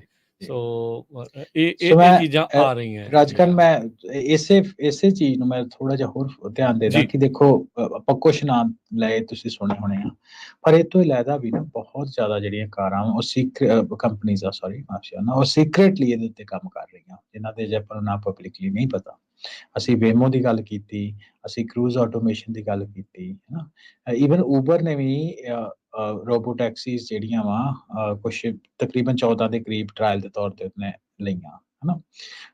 ਉਸ ਤੋਂ ਬਾਅਦ ਯੈਂਡੈਕਸ ਆ, ਵਾਇਮੋ ਦੀ ਅਸੀਂ ਗੱਲ ਕਰ ਚੁੱਕੇ, pony.ai ਕੰਪਨੀ ਹੈਗੀ ਆ, ਹਨਾ। ਇੱਕ ਡੀਡੀ ਪਹਿਲਾਂ ਅਮਰੀਕਾ ਦੇ ਸਟਾਕ ਐਕਸਚੇਂਜ ਵਿੱਚ ਵੀ ਹੁੰਦੇ ਸੀ, ਹੁਣ ਉੱਧਰ ਚਾਈਨੀਜ਼ ਕੰਪਨੀ ਆ, ਉਹ ਵੀ ਇਹਦੇ ਉੱਤੇ ਬਹੁਤ ਜ਼ੋਰਾਂ ਦੇ ਨਾਲ ਕੰਮ ਕਰਦੀ। AutoX ਇਹਦੇ ਉੱਤੇ ਕੰਮ ਕਰ ਰਹੀ ਆ, ਹਨਾ। deeprout.ai, ਅਪੋਲੋ ਗੋ। ਸੋ ਮੈਂ ਕੰਪਨੀਆਂ ਦੇ ਨਾਂ ਲੈ ਰਿਹਾ ਜਿਹੜਾ ਨਾ ਪਬਲਿਕ ਆ, ਤੇ ਜਿਹੜੇ ਆਪਣੇ ਤੌਰ ਦੇ ਉੱਤੇ ਕੰਮ ਕਰ ਰਹੀਆਂ ਉਹ ਵੀ ਬਹੁਤ ਹੋਣਗੀਆਂ। ਸੋ ਇਹਦੇ ਵਿੱਚ ਇਹ ਦੇਖੋ ਕਿ ਇੰਟਰਸਟ ਕਿੰਨਾ ਜ਼ਿਆਦਾ ਲੋਕਾਂ ਦੇ ਵਿੱਚ, ਤੇ ਬਿਜ਼ਨਸ ਮਾਡਲ ਦੀ ਅਸੀਂ ਪਹਿਲਾਂ ਹੀ ਗੱਲ ਕਰ ਚੁੱਕੇ ਹਾਂ ਕਿ ਜੇ ਹਿਊਮਨ ਫੈਕਟਰ ਘਟ ਗਿਆ, ਹਿਊਮਨ ਫੈਕਟਰ ਇਕੱਲੇ ਘਟਣ ਦਾ ਇਹ ਮਤਲਬ ਨਹੀਂ ਹੁੰਦਾ ਕਿ ਤਨਖਾਹ ਉਹਨਾਂ ਦੀ ਘਟ ਗਈ, ਉਹ ਤਾਂ ਹੈ ਹੀ ਹੈ। On top of it liability ਕਿੰਨੀ ਘਟ ਜਾਂਦੀ ਜਿਹਦੀ ਤੁਸੀਂ ਗੱਲ ਕੀਤੀ ਹੈ ਨਾ। ਉਸ ਤੋਂ ਬਾਅਦ ਹਿਊਮਨ ਦੀ ਲਿਮਿਟੇਸ਼ਨ ਹੁੰਦੀ ਆ ਕਿ ਬੰਦਾ 8 ਘੰਟੇ ਕੰਮ ਕਰ ਲਓ, 10 ਘੰਟੇ ਕਰ ਲਓ, 12 ਘੰਟੇ ਕਰ ਲਓ, 15 ਘੰਟੇ ਕਰ ਲਓ, ਉਹਦੇ ਨਾਲ ਜੁੜੀਆਂ। ਪਰ ਹਾਂ, ਤੇ ਉਸ ਤੋਂ ਬਾਅਦ ਇਹ ਹੈ ਕਿ ਰੋਬੋ ਟੈਕਸੀ ਨੇ 24 ਘੰਟੇ ਕੰਮ ਕਰਨਾ ਤੁਹਾਡੇ ਲਈ। ਸੋ ਇਹ ਸਾਰੀਆਂ ਚੀਜ਼ਾਂ ਦਾ ਬੈਨੀਫਿਟ ਤਾਂ ਹੁੰਦਾ ਹੀ ਆ। ਫਿਰ ਤੁਸੀਂ ਵਰਲਡ ਇਕਨੋਮਿਕ ਫੋਰਮ ਵਾਲੀ ਸਾਡੀ ਜਿਹੜੀ ਗੱਲਬਾਤ ਉਹਨੂੰ ਸੁਣ ਸਕਦੇ ਹੋ ਕਿ ਇਹ ਕਿੱਦਾਂ ਘਟਦਾ, ਕਿ ਇੰਡਸਟਰੀ ਏਸ਼ੀਆ ਵਿੱਚ ਕਿਉਂ ਜਾਂਦੀ ਆ, ਆਟੋਮੇਸ਼ਨ ਕਿਉਂ ਆਉਂਦੀ ਆ, ਸਾਰੀ ਹਿਊਮਨ ਫੈਕਟਰ ਨੂੰ ਚੋਂ ਬਾਹਰ ਕੱਢਣ ਵਾਸਤੇ ਹੁੰਦੀ ਆ, ਤੇ ਪ੍ਰੋਫਿਟ ਮਾਰਜਨ ਵਧਾਉਣ ਵਾਸਤੇ। ਸੋ ਜਿਹੜੀ ਇਹ ਚੀਜ਼ਾਂ ਇਹ ਵੀ ਵੈਸੇ ਕੀ ਹੋਣਾ ਇਹ ਤਾਂ ਕੋਈ ਨਹੀਂ ਪ੍ਰੈਡਿਕਟ ਕਰ ਸਕਦਾ, ਪਰ ਜਿੱਦਾਂ ਦੇ ਟ੍ਰੈਂਡ ਦੇਖਣ ਨੂੰ ਚੱਲ ਰਹੇ ਆ, ਇਹ ਰੋਬੋ ਟੈਕਸੀ, ਡਰਾਈਵਰਲੈਸ ਟੈਕਸੀ ਜਿਹੜੀ ਹੈ ਬਹੁਤ ਲੰਮੀ ਖੇਡ ਨਹੀਂ ਹੈ, ਖਾਸ ਤੌਰ ਤੇ ਆਰਟੀਫਿਸ਼ੀਅਲ ਇੰਟੈਲੀਜੈਂਸ ਦੇ ਦੁਨੀਆ ਵਿੱਚ। ਬਿਲਕੁਲ। ਸੋ ਸਮਾਂ ਵੀ ਆਪਣਾ ਹਰਵਿੰਦਰ ਸਿੰਘ ਸਮਾਪਤ ਅੱਜ ਦੇ ਇਸ ਪ੍ਰੋਗਰਾਮ ਦਾ। ਸੋ ਟਰਾਂਸਪੋਰਟੇਸ਼ਨ ਟੈਕਨੋਲੋਜੀ ਦੀ ਆਪਾਂ ਗੱਲਬਾਤ ਕੀਤੀ ਆ, ਤੇ ਕਿਸ ਪਾਸੇ ਵੱਲ ਨੂੰ ਜਿਹੜੇ ਟ੍ਰੈਂਡ ਆ ਉਹ ਅੱਗੇ ਨੂੰ ਵੱਧ ਰਹੇ ਆ। ਕਈ ਵਾਰੀ ਇਹ ਇੱਦਾਂ ਲੱਗਦੇ ਵੀ ਇਹ ਹੋ ਨਹੀਂ ਸਕਦੇ ਜੇ ਅੱਜ ਤੋਂ ਕੁਛ ਵਕਤ ਪਹਿਲਾਂ ਆਪਾਂ ਇਹ ਗੱਲ ਕਰ ਰਹੇ ਹੁੰਦੇ, ਜੋ ਕਿ ਹੋ ਰਹੀ ਸੀਗੀ, ਤੇ ਉਦੋਂ ਸੋਚਦੇ ਸੀਗੇ ਵੀ ਲੋਕ ਨਹੀਂ ਇੱਦਾਂ ਨਹੀਂ ਹੋ ਸਕਦਾ, ਤੇ ਅੱਜ ਆਪਾਂ ਉਸ ਦੇ ਬਿਲਕੁਲ ਕਰੀਬ ਆ। ਉਹ ਚੇਂਜਿਸ ਵੱਡੇ ਪੱਧਰ ਦੇ ਉੱਤੇ ਤਬਦੀਲੀਆਂ ਜਿਹੜੀਆਂ ਉਹ ਆਪਾਂ ਨੂੰ ਨਜ਼ਰ ਆ ਰਹੀਆਂ। ਜਿੱਥੇ ਇੰਨਾ ਕੁਛ ਬਦਲ ਗਿਆ, ਇਹ ਵੀ ਬਦਲ ਸਕਦਾ ਆ। ਬਦਲਣਾ ਹੀ ਬਦਲਣਾ ਜੀ, ਬਦਲਣਾ ਤਾਂ ਹੀ all ਬਦਲਣਾ settled। ਆ। ਜਿੱਥੇ ਮਨੀ ਇਨਵੋਲਵ ਆ ਨਾ, ਜਿੱਥੇ ਵੀ ਆ, ਤੇ ਉਹ ਜਿੱਥੇ ਜ਼ਿਆਦਾ ਬਣਨੀ ਆ, ਉਸ ਪਾਸੇ ਵੱਲ ਨੂੰ ਹੀ ਜਿਹੜਾ ਉਹ ਜਾਣਾ ਆ। You need to follow the money. ਜੇ ਤੁਸੀਂ ਮਨੀ ਫੋਲੋ ਕਰੋ, ਕਿੰਨੀ ਇਨਵੈਸਟਮੈਂਟਸ ਇਹਨਾਂ ਪਾਸੇ ਵੱਲ ਨੂੰ ਹੋ ਰਹੀ ਆ, ਉੱਥੋਂ ਆਪਾਂ ਅੰਦਾਜ਼ਾ ਲਾਇਆ ਜਾ ਸਕਦਾ ਆ ਵੀ ਬਿਲਕੁਲ ਆਪਾਂ ਉਸ ਪਾਸੇ ਵੱਲ ਨੂੰ ਤੇਜ਼ੀ ਦੇ ਨਾਲ ਉਧਰ ਵੱਧ ਰਹੇ ਹੈਗੇ ਆ। ਸੋ ਜੀ, ਜੀ, ਜਾਂਦੇ ਜਾਂਦੇ ਮੈਂ ਇੱਕ ਚੀਜ਼ ਇਹਦੇ 'ਚ ਹੋਰ ਐਡ ਕਰਾਂਗਾ, ਉਹ ਨਾਨ ਰਿਲੇਟਡ ਆ ਆਪਣੀ ਟੈਕਨੋਲੋਜੀ ਦੇ, ਪਰ ਹਮੇਸ਼ਾ ਹੀ ਮੈਂ ਕਹਿੰਦਾ ਕਿ ਕੰਮ ਆਉਗੀ, ਕਿ ਆਪਣੇ ਜਿਹੜੇ ਇਨਕਮ ਸੋਰਸ ਆ ਉਹਨਾਂ ਨੂੰ ਡਿਵਰਸੀਫਾਈ ਕਰੋ ਵੱਧ ਤੋਂ ਵੱਧ। ਸਾਡੀ ਸਲਾਹ ਵਾ ਆਪਣੇ ਸਰੋਤਿਆਂ ਨੂੰ, ਟੈਕਨੋਲੋਜੀ ਵਰਲਡ ਵਿੱਚ ਹੋਣ ਦੇ ਨਾਤੇ ਇਨਕਮ ਸੋਰਸ ਨੂੰ ਡਿਵਰਸੀਫਾਈ ਕਰੋ, ਸਕਿੱਲਸ ਨੂੰ ਡਿਵਰਸੀਫਾਈ ਕਰੋ। ਇਹ ਨਹੀਂ ਵੀ ਤੁਸੀਂ ਜੇ ਟਰੱਕਿੰਗ ਕਰਦੇ ਹੋ, ਟਰੱਕ ਚਲਾਉਂਦੇ ਹੋ, ਜਾਂ ਤੁਸੀਂ ਟੈਕਸੀ ਚਲਾਉਂਦੇ ਹੋ, ਉਹੀ ਤੁਹਾਡੇ ਸਕਿੱਲ ਹੋਣ। ਹੋਰ ਵੀ ਸਕਿੱਲ ਅਪ ਸਕਿੱਲ ਕਰੋ ਆਪਣੇ ਆਪ ਨੂੰ ਆਉਣ ਵਾਲੇ ਸਮੇਂ ਦੇ ਆਰਟੀਫਿਸ਼ੀਅਲ ਇੰਟੈਲੀਜੈਂਸ ਦੇ ਜ਼ਮਾਨੇ ਦੇ ਵਿੱਚ, ਹੈ ਨਾ। ਮਿਹਨਤ ਕਰੋ, ਚੀਜ਼ਾਂ ਉੱਤੇ ਅੱਖ ਰੱਖੋ, ਡਿਨਾਇਰ ਨਾ ਬਣੋ, ਹੈ ਨਾ, ਵੀ ਇਹ ਜੀ ਹੋ ਹੀ ਨਹੀਂ ਸਕਦਾ। ਸਾਡੇ ਸਾਹਮਣੇ ਸਾਡੀ ਕਮਿਊਨਿਟੀ ਵਿੱਚ ਹੀ ਅਸੀਂ ਦੇਖੀ ਆ, ਤੁਸੀਂ ਐਗਜ਼ਾਮਪਲ ਵੀ ਲੈ ਕੇ ਬਟਾਲੀਅਨ ਵਾਲੀ ਲਈ ਆ, ਸਾਡੇ ਸਾਹਮਣੇ ਹੋ ਹਟੀ ਹੈ ਨਾ। ਸੋ ਇਹ ਤੁਹਾਡੇ ਨਾਲ ਬਹੁਤ ਸਮੇਂ ਦੇ ਵਿੱਚ ਕੰਮ ਕਰੂਗੀ। ਕਹਿੰਦੇ ਆ, ਫਿਰ ਮੈਂ ਬਾਰ-ਬਾਰ ਮਲਟੀਪਲ ਟਾਈਮਸ ਆਪਣੇ ਸ਼ੋਅ ਦੇ ਵਿੱਚ ਗੱਲ ਕਰਦਾ ਕਿ ਜਿਹੜਾ ਪੁਰਾਣਾ ਸਮਾਂ ਸੀ ਉਹ ਹੱਥੀਂ ਮਿਹਨਤ ਕਰਦਾ ਹੈ ਜੀ, ਦੱਬ ਕੇ ਬਾਅਦ ਰੱਜ ਕੇ ਖਾ ਆਪਾਂ ਕਹਿੰਦੇ ਸੀ ਸਾਰੇ, ਹੈ ਨਾ।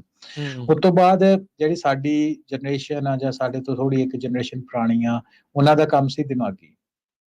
ਕੰਪਿਊਟਰ ਤੇ ਬਹਿ ਗਏ ਤੁਸੀਂ, ਹੈ ਨਾ, ਦਿਮਾਗੀ ਸਮਾਰਟ ਵਰਕ ਹਾਰਡ ਵਰਕ ਦੇ ਨਾਲੋਂ ਸਮਾਰਟ ਵਰਕ ਕਰੋ। ਹਾਂਜੀ, ਹਾਰਡ ਵਰਕ ਤੋਂ ਬਾਅਦ ਸਮਾਰਟ ਵਰਕ ਆ ਗਿਆ। ਜਿਹੜਾ ਆਉਣ ਵਾਲਾ ਸਮਾਂ ਨਾ ਰਾਜਕਰਨਪ੍ਰੀਤ ਸਿੰਘ, ਇਹ ਮੈਂ ਇਹ ਦੱਸਦੇ ਜਾਵਾਂ ਕਿ ਇਹ ਟਾਈਮ ਹੈਗਾ ਕ੍ਰੀਏਟਿਵ ਵਰਕ ਦਾ। ਜਿਹੜੇ ਰਿਡੰਡੈਂਟ ਵਰਕ ਆ ਨਾ, ਉਹ ਅਬਸੋਲੇਟ ਹੋਣੇ, ਉਹ ਤੈਅ ਆ, ਜਿਹਦੇ ਵਿੱਚ ਜ਼ਿਆਦਾ ਦਿਮਾਗ ਤੁਹਾਨੂੰ ਨਹੀਂ ਲਾਉਣਾ ਪੈਂਦਾ, ਪਰ ਹੈ ਨਾ, ਉਹ ਰਿਡੰਡੈਂਟ ਆ, ਉਹ ਤੁਹਾਡੇ ਕੰਮ ਆਰਟੀਫਿਸ਼ੀਅਲ ਇੰਟੈਲੀਜੈਂਸ ਬੇਸ ਕੰਪਿਊਟਰ ਨੇ ਸਾਂਭ ਲੈਣੇ ਆ। ਪਰ ਜਿਹੜਾ ਕੀ ਕੰਮ ਕੰਪਿਊਟਰ ਨਹੀਂ ਕਰ ਸਕਦਾ ਹੈਗਾ ਕ੍ਰੀਏਟਿਵ ਵਰਕ।